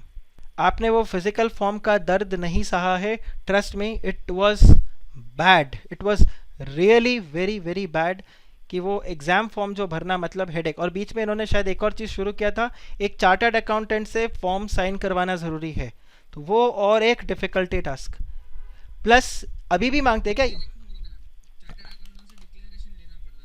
हाँ, तो वो डिक्लेरेशन लेना, प्लस एक और चीज़ रहता था कि पिछले, अच्छा अभी भी है वो, okay, I am not aware of that. फिर ये जो एक प्रोसेस होता था, पिछले डिटेल्स को भरो वापस से, पिछले एग्ज़ाम आपने कब दिया, आपका जो भी रजिस्ट्रेशन नंबर है वो, ऑल दोज दैट। तो इतना गुस्सा आता था कि आपके पास मैं ऑलरेडी रजिस्टर्ड हूँ एंड मेरा सारा डेटा आपके पास है, फिर वापस से वो डेटा आप फिल करवा रहे हो, right? The process could have been very simple, that registration number दो, अटेम्प्ट भरो और आपका फीस भरो, सेंटर भरो, it can be very short because you have all the database. तो वो इतने सारे पेजेस को आप फिल करा रहे हो, 3 4 5 पेजेस को आप फिल करवाते हो, फिर उसका print out, very tedious task. So this is how it use to go, right? तो यहाँ पर आपको बीपीआर हेल्प करेगा कि जितने भी रिडंडेंट प्रोसेसेस हैं जिनका कोई यूज़ नहीं है, जिनको हम एलिमिनेट कर भी दे तो भी चलेगा, तो उसको आप रिड्यूस कर सकते हो। एग्जैक्टली हर्ष, अभी सबको ऑनलाइन कर दिया, एवरीथिंग इज डन ऑनलाइन, सो हो गया ना, स्पीड अप हो गया प्रोसेस। आप बताओ, पहले हमारे ज़माने में, हमारा में ज़माना तो थोड़ा बीड़े जैसा साउंड करता है, एनीवे मतलब आज से 10 साल पहले भी जब आप एग्जाम फॉर्म को भरते थे तो वो फिजिकल फॉर्म बेसिकली भरते तो एग्जाम फॉर्म ही थे, so that I get my admit card to sit for the exam, and अभी भी वही होता है, but the process of exam form is now totally changed. So ये आ जाता है आपके बीपीआर में। फिर आप देखो, BPR is an approach which is unusual improvement in the operations effective through redesigning, आप ये देखो, you redesign the critical business process and supporting business system. It is a revolutionary redesign of the key business process, okay, that involves the examination of the basic process itself. Now it looks at the minute detail of the process, okay, you look at the minute detail of the process such as, ये देखो, ये आपके answer में फिर होना चाहिए कि कोई भी चीज़ जो है हम क्यों करते, कैसे करते, और जैसे कर रहे वैसे ही क्यों करते। आप देखो ये क्वेश्चन आएगा, why the work is done, who does it, where it is done and when it is done. और एक और पॉइंट आगे आपको मिलेगा, why it is done the way it is done. हम इस काम को इसी तरीके से क्यों कर रहे हैं, क्या किसी और तरीके से इस काम को हम वर्कआउट नहीं कर सकते क्या? सो वो वाला सिनेरियो हर्ष ने यहाँ पे बताया। पहले आईसीएआई के मॉड्यूल खुद को लेने जाने पड़ते थे, अभी डायरेक्ट होम पे आते हैं। हाँ, ये भी आपका बीपीआर प्रोसेस हो सकता है, ये भी आपका एक बीपीआर प्रोसेस हो सकता है कि स्टूडेंट्स को अब आईसीएआई में आने का ज़रूरत ही नहीं है कि आप मॉड्यूल वगैरह को लेने के लिए और भीड़ भाड़, आपका रजिस्ट्रेशन होगा, ऑटोमेटिकली बुक्स आपके घर पे डिलीवर हो जाएगा। सो अगेन ये सारा क्वेश्चन इसमें आता है, राइट? सो एक और क्वेश्चन है जो मैं यहाँ पे आपको ऐड करके लिख देता हूँ, why a particular thing is done the way it is done, right? So what do we do, who does it, where it is done, when it is done, and why it is done the way it is done. Why do we do the way we do, हम इसी तरह से क्यों करते हैं, why not some other way, correct? तो यहाँ पर ये बीपीआर के कुछ आपके क्वेश्चंस होते हैं। फिर आप देखो, the BPR focuses The BPR focuses on the process of producing the output, and the output of the organization is the result of the process. तो उस प्रोसेस को इम्प्रूव करने का होता है। आप ये देखो, अगेन ये लाइन आपके आंसर में आएगा, बिजनेस प्रोसेस री engineering means starting all over and starting from the scratch, बिल्कुल शुरू से, ठीक है? इसमें माइनर चेंजेस नहीं आते। एक एग्जाम में शायद एक बार कॉमेंट वाला क्वेश्चन आया था, तो उसमें आपका आंसर ये था कि no, it is starting from all over, starting from the scratch. It is not minor changes, it is the radical changes, right? So re-engineering in other words means putting aside the much of the aged old practices and procedures of doing a thing. It's simply forgetting, अब ये देखो, it implies simply forgetting how work has been done so far and deciding how it can be done best now. अब आप उसको कितने अच्छे से कर सकते हो वो यहाँ पर आ जाएगा। So the elements of BPR is, आप देखो, BPR begins with what? So BPR begins with the fundamental rethinking, जिसमें देखो ये आ जाएगा, in re-engineering people must ask some of the basic questions about their organizations and about their operations. They try to find out, ये देखो, they try to find out the answers to the questions like this: why do we do what we do and why do we do it the way we do, correct.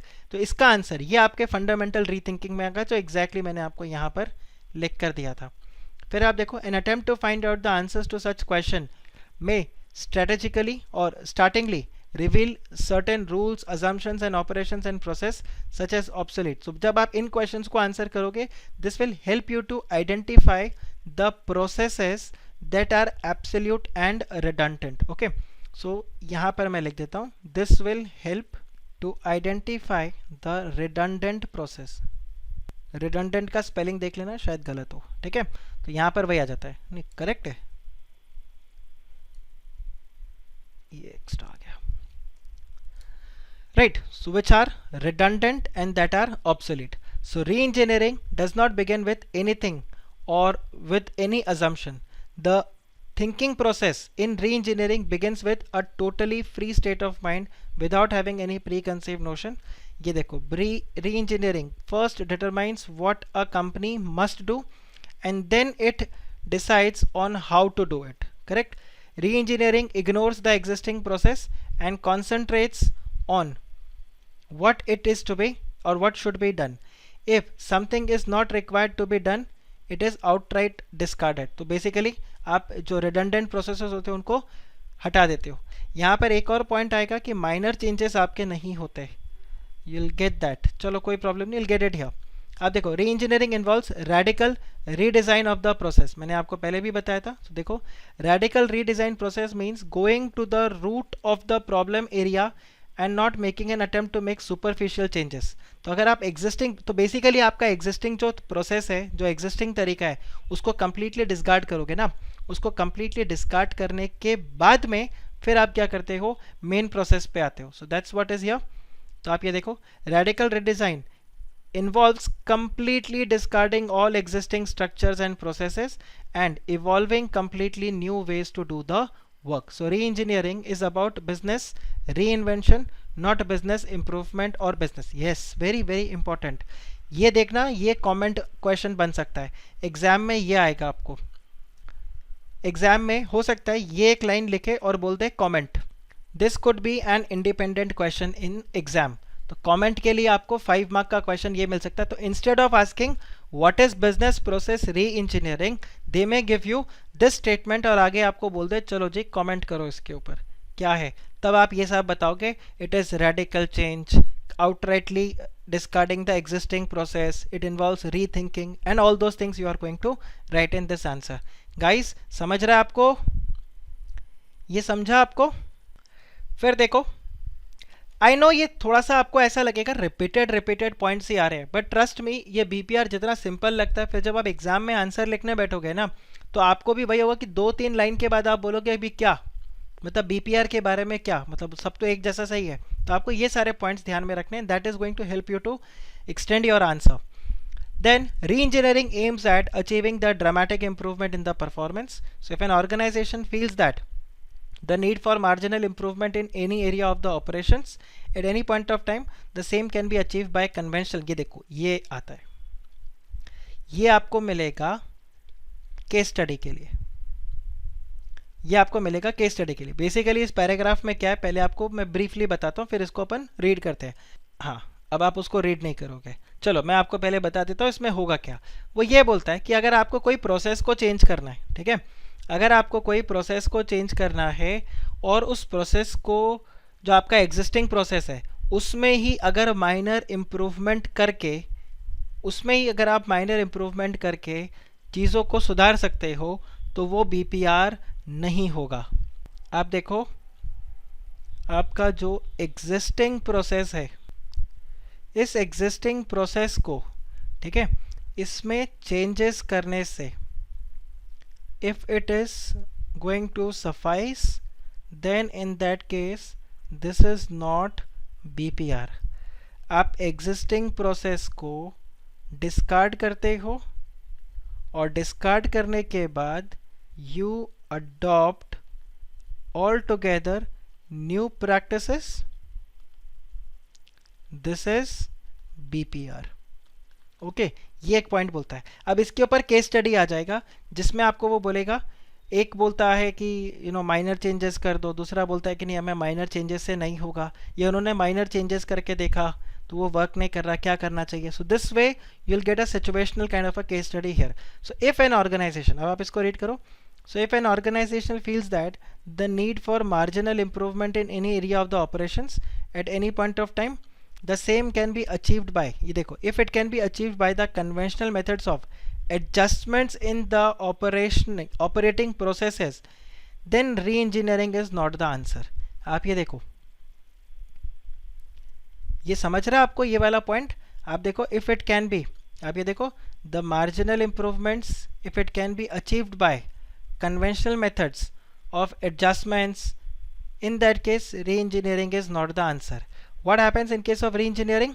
In case of re-engineering, आप देखो, re-engineering is meant for replacement of the old process altogether by a new one to achieve dramatic improvement in its performance. ध्यान रखना exam में ये question case study comment किसी भी तरीके से आपको मिल सकता है. That would be crucial again. Correct? फिर आप देखिए, it follows from the above, it follows from the above the it follows from the above that the main focus of re-engineering is on the process. Correct? And improve that. ये आपका वापस से repeated points हो जाएगा. So you read this paragraph. मैं इसको यहाँ पे रीड नहीं कर रहा. अब आपको यहाँ पर बिजनेस प्रोसेस री इंजीनियरिंग के स्टेप्स बताए हुए. ठीक है, तो आप ये देखो, the generic business process of a firm needing redesign may be classified into broad 3 categories.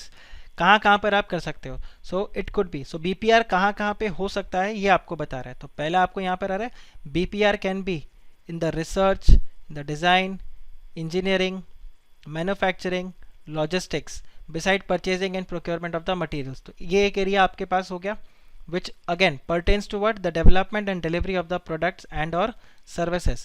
Now processes involving interface with the customers, तो इसमें आप देखो, these usually include marketing, advertising, order fulfillment and services. और comprising of the management activities, तो यहाँ पर आप देखो, ये आपका strategy formulation, planning, budgeting, performance, ये सब चीज़ आ जाता है आपका. Correct. Then this is that question exam के लिए independent. What is the rational for BPR, क्यों बीपीआर हमें करना है. तो आप देखो, improving business process is paramount for the businesses to stay competitive in the today's workplace. So over the last 3 decades, several factors have accelerated the need for the improvement of BPR. The most obvious is what? Technology. So जैसे जैसे organizations में नए नए technology आ रहे, so the new technologies are rapidly bringing new capabilities to the businesses, thereby raising the strategic options and the need to improve the business processes dramatically. अब आपको एक point मैं और बताता हूँ यहाँ पे. Sir second point and third point में डिफरेंस बताइए. ये दोनों वाले के अंदर आप बता रहे हो the process involving interface with the customers and the process comprising of the management activities. Suraj, इन दोनों पॉइंट्स के लिए आप बोल रहे हो. देन ये दोनों में एक ही पॉइंट है, अलग नहीं है. ये दोनों एक ही पॉइंट है, इसमें कोई अलग नहीं है. ये दोनों एक ही पॉइंट है. There is not much difference in these 2 points. Correct. Rather अब आप इसमें भी अगर चेक करोगे तो देखो बेसिकली वो यहाँ पर क्या बता रहा है कि आप एग्जिस्टिंग प्रोसेस को डिस्कार्ड करते हो, नए प्रोसेस को लेकर आते हो.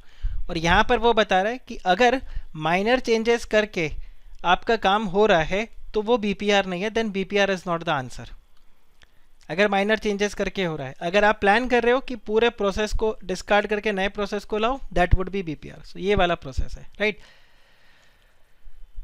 Again coming back to this rational for BPR. तो इसमें देखो, एक तो आ जाता है आपका टेक्नोलॉजी.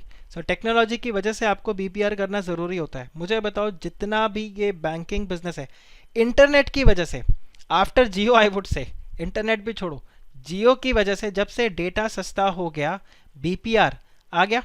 आप देखो, पहले मूवी थिएटर्स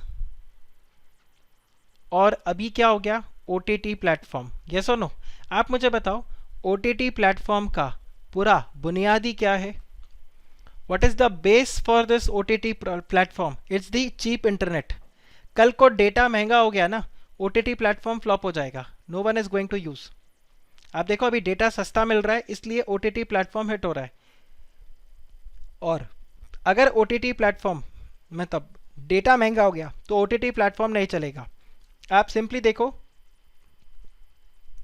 ये जो ऑनलाइन क्लासेस वगैरह हो रहा है, आप मुझे बताओ अगर आपको अभी भी मतलब वो 5 साल पहले जो डेटा के चार्जेस थे जिसमें कुछ वैसा रहता था कि आप 1.5 GB 2 GB फॉर 28 days और 299 रुपीज़ का रिचार्ज. करेक्ट. आज की डेट में मेरा हर दिन का जो डेटा कंजम्पशन है that is almost 10 GB. Correct. तो आप सोचो वो 200 रुपये का रिचार्ज आफ्टर एवरी क्लास, आप वो 200 रुपये का रिचार्ज करवा रहे हो, क्या आप तब ऑनलाइन क्लासेस में बैठते? Answer is no. करेक्ट. अब क्योंकि डेटा सस्ता हो गया है, टेक्नोलॉजी चेंज हो गया, राइट, तो यहाँ पर आपके लिए क्या आ जाता है? BPR. So one of the major reason for BPR is what? It is the technology. फिर आगे आप यहाँ पर देखो इंक्रीज्ड कंपटीशन. Increased competition. आप बताओ एमटीएनएल बीएसएनएल को कभी भी कोई थ्रेट नहीं था. एमटीएनएल बीएसएनएल को कभी भी कोई थ्रेट नहीं था जब तक प्राइवेट प्लेयर्स नहीं आए थे. द मूवमेंट प्राइवेट प्लेयर्स आ गए, आपको अभी क्या करना पड़ेगा? आपको अपने आप को इम्प्रूव करना पड़ेगा. यस और नो? ऐसे ही आप बैंकिंग इंडस्ट्री में देखो, जब तक प्राइवेट बैंक्स को इतना पावर नहीं दिया गया था तब तक ये जो अपने नेशनलाइज्ड बैंक्स थे इनको सही रहता था. करेक्ट. इनको सही रहता था. नेशनलाइज्ड बैंक्स जो रहते थे इनको कभी कोई प्रॉब्लम नहीं होता था. क्यों नहीं होता था? क्योंकि अगेन आप मुझे बताओ अगर सिर्फ आपके गांव में सिर्फ एसबीआई है, can you complain? Answer is no. Will SBI care too much? Answer is no. Why? क्योंकि उसको पता है भाई और कहीं तो जाएगा नहीं, आएगा तो मेरे पास ही. सो बीपीआर का दूसरा रिक्वायरमेंट क्या है? One is technology, another is what? It is competition. क्योंकि कंपटीशन लार्ज स्केल पे बढ़ा तो आपको अगेन अपने आप को इंप्रूव करने का ज़रूरत है. सो देखो more companies have entered the market place and the competition has now become harder. So in today's market place major changes are required just to stay even. आपको एंड इवन मतलब यहाँ पर वो जो बता रहे हैं जस्ट टू सर्वाइव, मार्केट में टिके रहने के लिए, राइट. और तीसरा क्या हो रहा है? The customers are also demanding the better products and services. और उसको अगर वो नहीं मिलता तो फिर वो क्या करते हैं? एक ब्रांड से दूसरे ब्रांड पे स्विच कर जाते हैं. जैसे हम लोगों ने किया, जियो में स्विच कर गए, एयरटेल वोडाफोन से एयरटेल पे जियो में स्विच कर गए. मैंने नहीं किया बट मैंने वोडाफोन से एयरटेल में स्विच किया था, राइट. सो बहुत सारे ऑर्गेनाइजेशंस ऐसे और कस्टमर्स ऐसे जो स्विच कर जाएंगे. तो ये आपके पास आ जाता है रैशनल फॉर बीपीआर. ध्यान रखना, इसको कंफ्यूज मत कर लेना इससे, राइट. ये भी आ जाएगा, ये भी आपके इसमें नीड फॉर उसमें आ जाएगा, बट ये आपके लिए क्या आ रहा है? Rational for BPR. मतलब बीपीआर करने का एक आपका लॉजिक क्या रहता है? तो यहाँ पर आ जाते हैं आपके कि न्यू टेक्नोलॉजी, उसकी वजह से बीपीआर करना पड़ेगा, कंपटीशन बढ़ने की वजह से बीपीआर करना पड़ेगा, और इंक्रीज कंपटीशन और कस्टमर्स जो है उनको they are demanding better products and services, उसके लिए आपको बीपीआर करना ही पड़ेगा, right. Now implementing BPR in the organizations. I think आज बहुत ज़्यादा बीपीआर हो गया है. मैं इसको यहाँ पर फिर एक काम करूँगा, ये अभी आज नहीं करवाऊँगा, ये आपके दिमाग में फिर भारी पड़ेगा, राइट. Not a problem. एक काम करो, यहाँ तक अपन ने इसको कवर किया है. Post this we will do it in the next lecture. यहाँ से जो होगा ये हम नेक्स्ट लेक्चर से कवर करेंगे. लेक्चर ख़त्म नहीं कर रहा हूँ, एग्जिट मत करना, ओके. अब ये देखो, ये हम नेक्स्ट लेक्चर से कवर करेंगे यहाँ पे बीपीआर वाले प्रोविजंस को, राइट. एक बार अब एक काम करते हैं, बीपीआर बेंचमार्किंग के अगर कोई क्वेश्चन आए हुए है so at least we can pick up that. No, not in May 2018. Let's see May 19. Yeah. What is benchmarking? Explain the various steps of benchmarking. और marks देखो, weightage 7 marks. 7 नंबर के लिए ये क्वेश्चन एग्जाम में आपको दिया है. So again it becomes important for you कि आप इसको प्रॉपरली लिखो. अब आप सोचो 7 नंबर के आंसर में अगर आप सिर्फ वैसे आंसर लिखते, आप देखो, रिमेंबर जैसे हमने स्टार्ट में किया था, identify, analyse, then adopt, deviate, improve, गलत नहीं है, बट आपको 3 नंबर से ऊपर वो नहीं देगा, बिकॉज ये जो नहीं पढ़ के आया है ज़बरदस्ती, अपन कॉमर्स वाले हैं ना, तो हमारे में इनबिल्ट खूबी है कि हम लिख सकते हैं कुछ भी। बट आप चेक करो, मार्क्स आपको किसके ऊपर मिलेगा, मार्क्स आपको इन पॉइंट्स पे मिलेगा, मार्क्स आपको इन पॉइंट्स पे मिलेगा जब तक आप ये। और इसमें देखो स्टेप्स भी कितने हैं आपके, 6 स्टेप्स है। What is benchmarking and explain the various steps. So internal जो ब्रेकिंग होगा इनका मार्क्स का, दिस विल बी 1 + 6, राइट। सो ये आपका बेनिफिट रहता है यहाँ पे जब आपने प्रॉपरली हेडिंग्स को याद रखा हुआ है तो। Then let's see November 2018, this is a 2 mark question. There is no distinction between benchmarking and business process री इंजीनियरिंग। 2 नंबर के लिए पूछा है, आंसर क्या हो जाएगा, इनकरेक्ट, जिसमें आप बेंचमार्किंग बताओगे, adopt the best practices in the market and improve the performance. BPR is what? Bring a radical change in the performance of the organization or in the business process of the organization, discarding the old method, adopting the new policies for customer. So यहाँ पर दोनों का objective भले ही same हो, but दोनों अलग अलग चीज़ें हैं। येस और नो गाइस, येस और नो ये वाले में, तो ये आपका अलग हो जाएगा answer. Then if we can see, okay, so इसके अंदर अभी और कोई क्वेश्चन नहीं आया, मतलब इस चैप्टर के और भी क्वेश्चन है, बट एटलीस्ट मैं बीपीआर और इसके ऊपर आपको हिट करवा रहा हूँ। 5 marks, explain the concept and nature of BPR, 5 marks. अब एक काम करना, आप ट्राई करना 5 नंबर के लिए इसको लिखने का। 5 नंबर मीन्स ऑलमोस्ट 1.5 पेज का आपका कॉन्सेप्ट वहाँ पर होता है। अगर सिर्फ ऊपर ऊपर से पढ़ा हुआ है BPR it brings radical change in the organization, एक बार खुद ही ओरली ट्राई करना कितने पॉइंट्स लिखोगे, आप बुलेट पॉइंट्स बनाकर ट्राई करना इस तरह से करके कि इसमें रेडिकल चेंज होगा, ये रहेगा।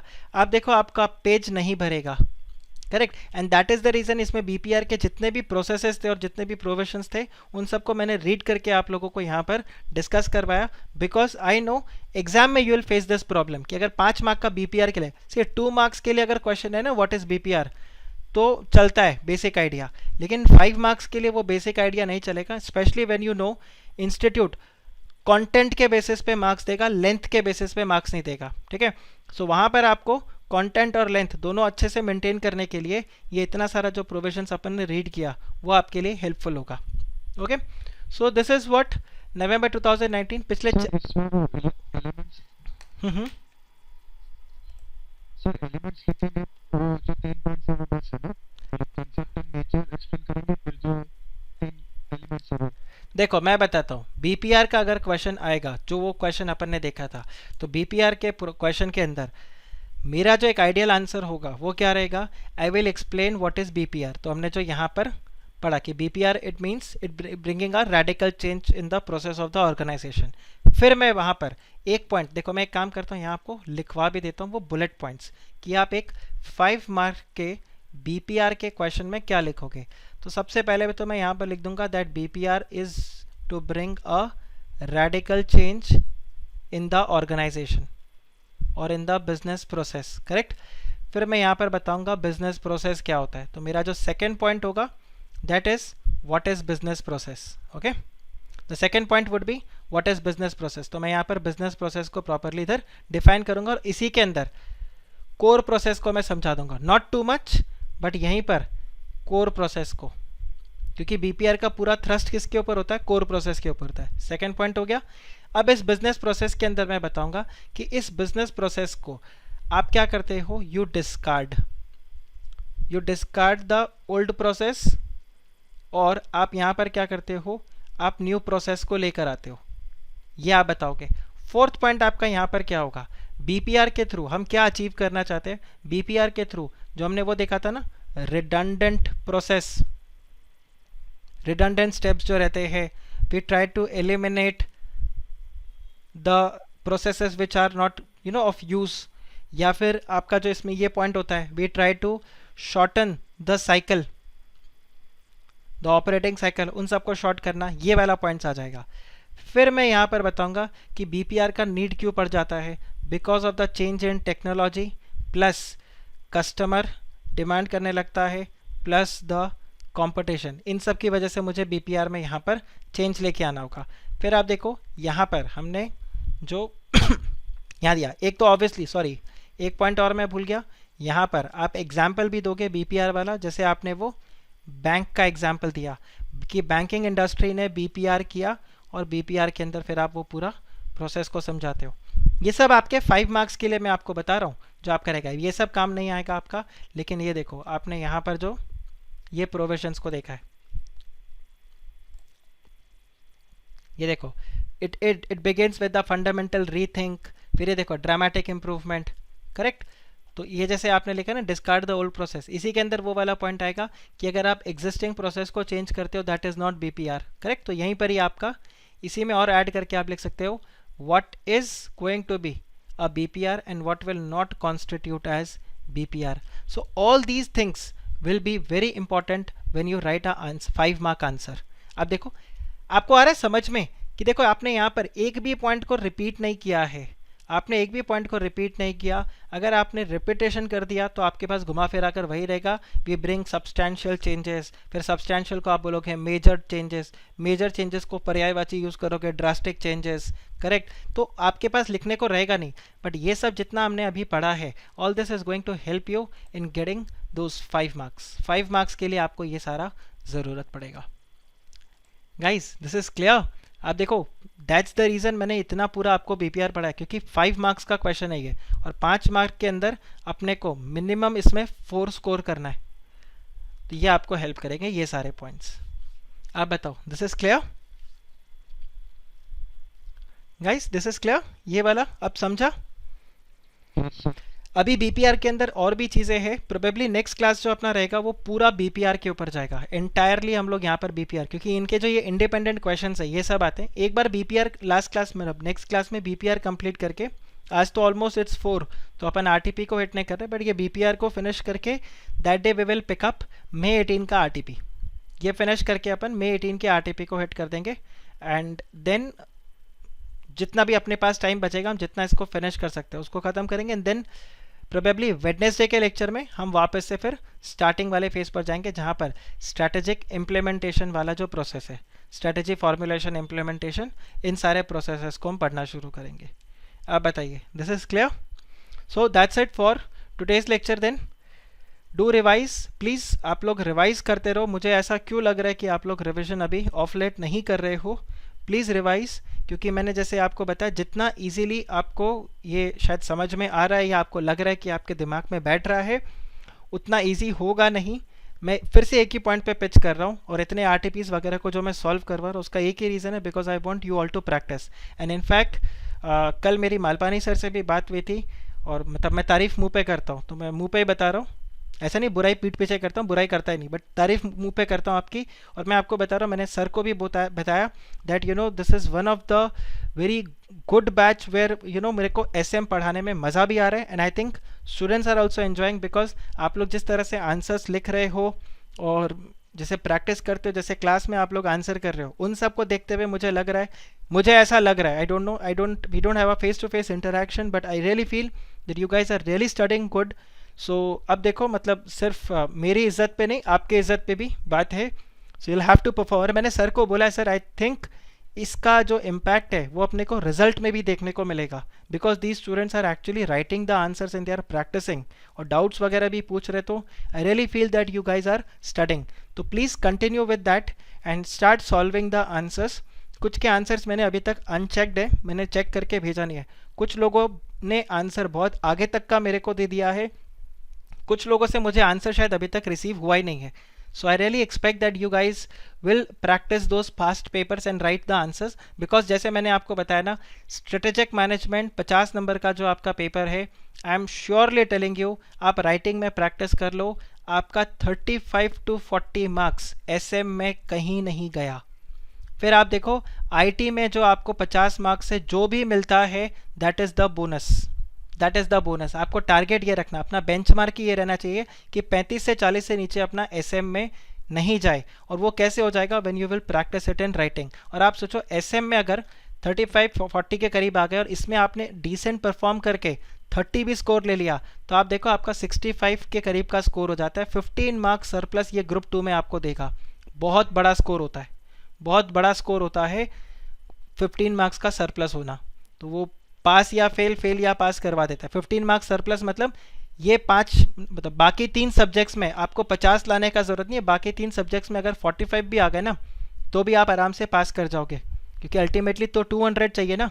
तो आपको मैं वो पॉइंट बताइए, 2000 हो गया, 200 ही चाहिए। तो आप ध्यान रखो, it is very very important and it is possible, trust me it is possible. और एसएम क्यों सिंपल है मैं आपको बताता हूँ, बिकॉज ये कोई टेक्निकल नहीं है, कोई लॉ नहीं है, ये कोई इसके ऑडिट की तरह स्टैंडर्ड्स नहीं है, कोई अकाउंटिंग स्टैंडर्ड्स नहीं है, कोई ऐसा नहीं कि एज पर सेक्शन दिस ये होना चाहिए। It's very simple.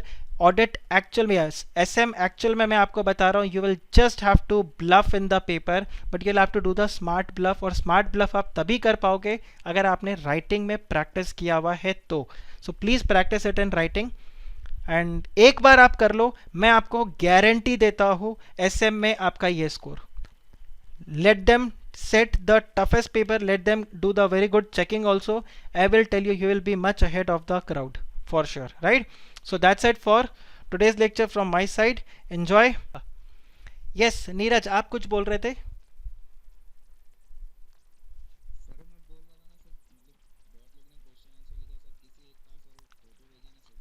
देखो मैं वो नहीं करूँगा, उसका रीज़न है, मैंने बताया ना।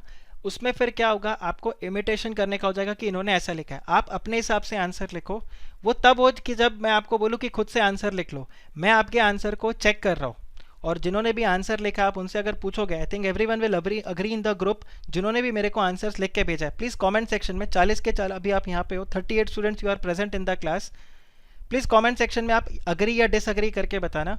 जिन्होंने भी मेरे को आंसर्स भेजा है, मैंने उनके आंसर्स को कस्टमाइज्ड वे में चेक किया है और उसमें बताया कि इसमें ये होना चाहिए, इसमें ये नहीं होना चाहिए, ये आंसर में करेक्ट है। आप बताओ जिनका आंसर्स मैंने चेक किया है, have I done this way और not, right? So I actually want कि आप अपना आंसर मेरे को भेजो, मैं आपके आंसर को चेक करके बताऊंगा, एंड 1 on 1 आपको मैं बताऊंगा कि आपके आंसर में क्या मिस्टेक है। सी उसका फ़ायदा क्या होता है, जब आप अपने हिसाब से आंसर को लिखते हो ना, you will remember it far better than you know what you will copy and you will write the answer for. आप अपने हिसाब से जब आंसर लिखोगे तो you will remember it far more better. तो आप अपनी अंडरस्टैंडिंग के हिसाब से आंसर को लिखो, मैं बताऊंगा उसमें क्या मिस्टेक है क्या नहीं है। दो थोड़ा टाइम लगता है इस प्रोसेस में, बट जैसे मैंने बताया ना 6 महीने से कम टाइम लगेगा।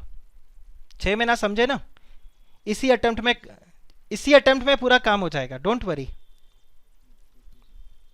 आप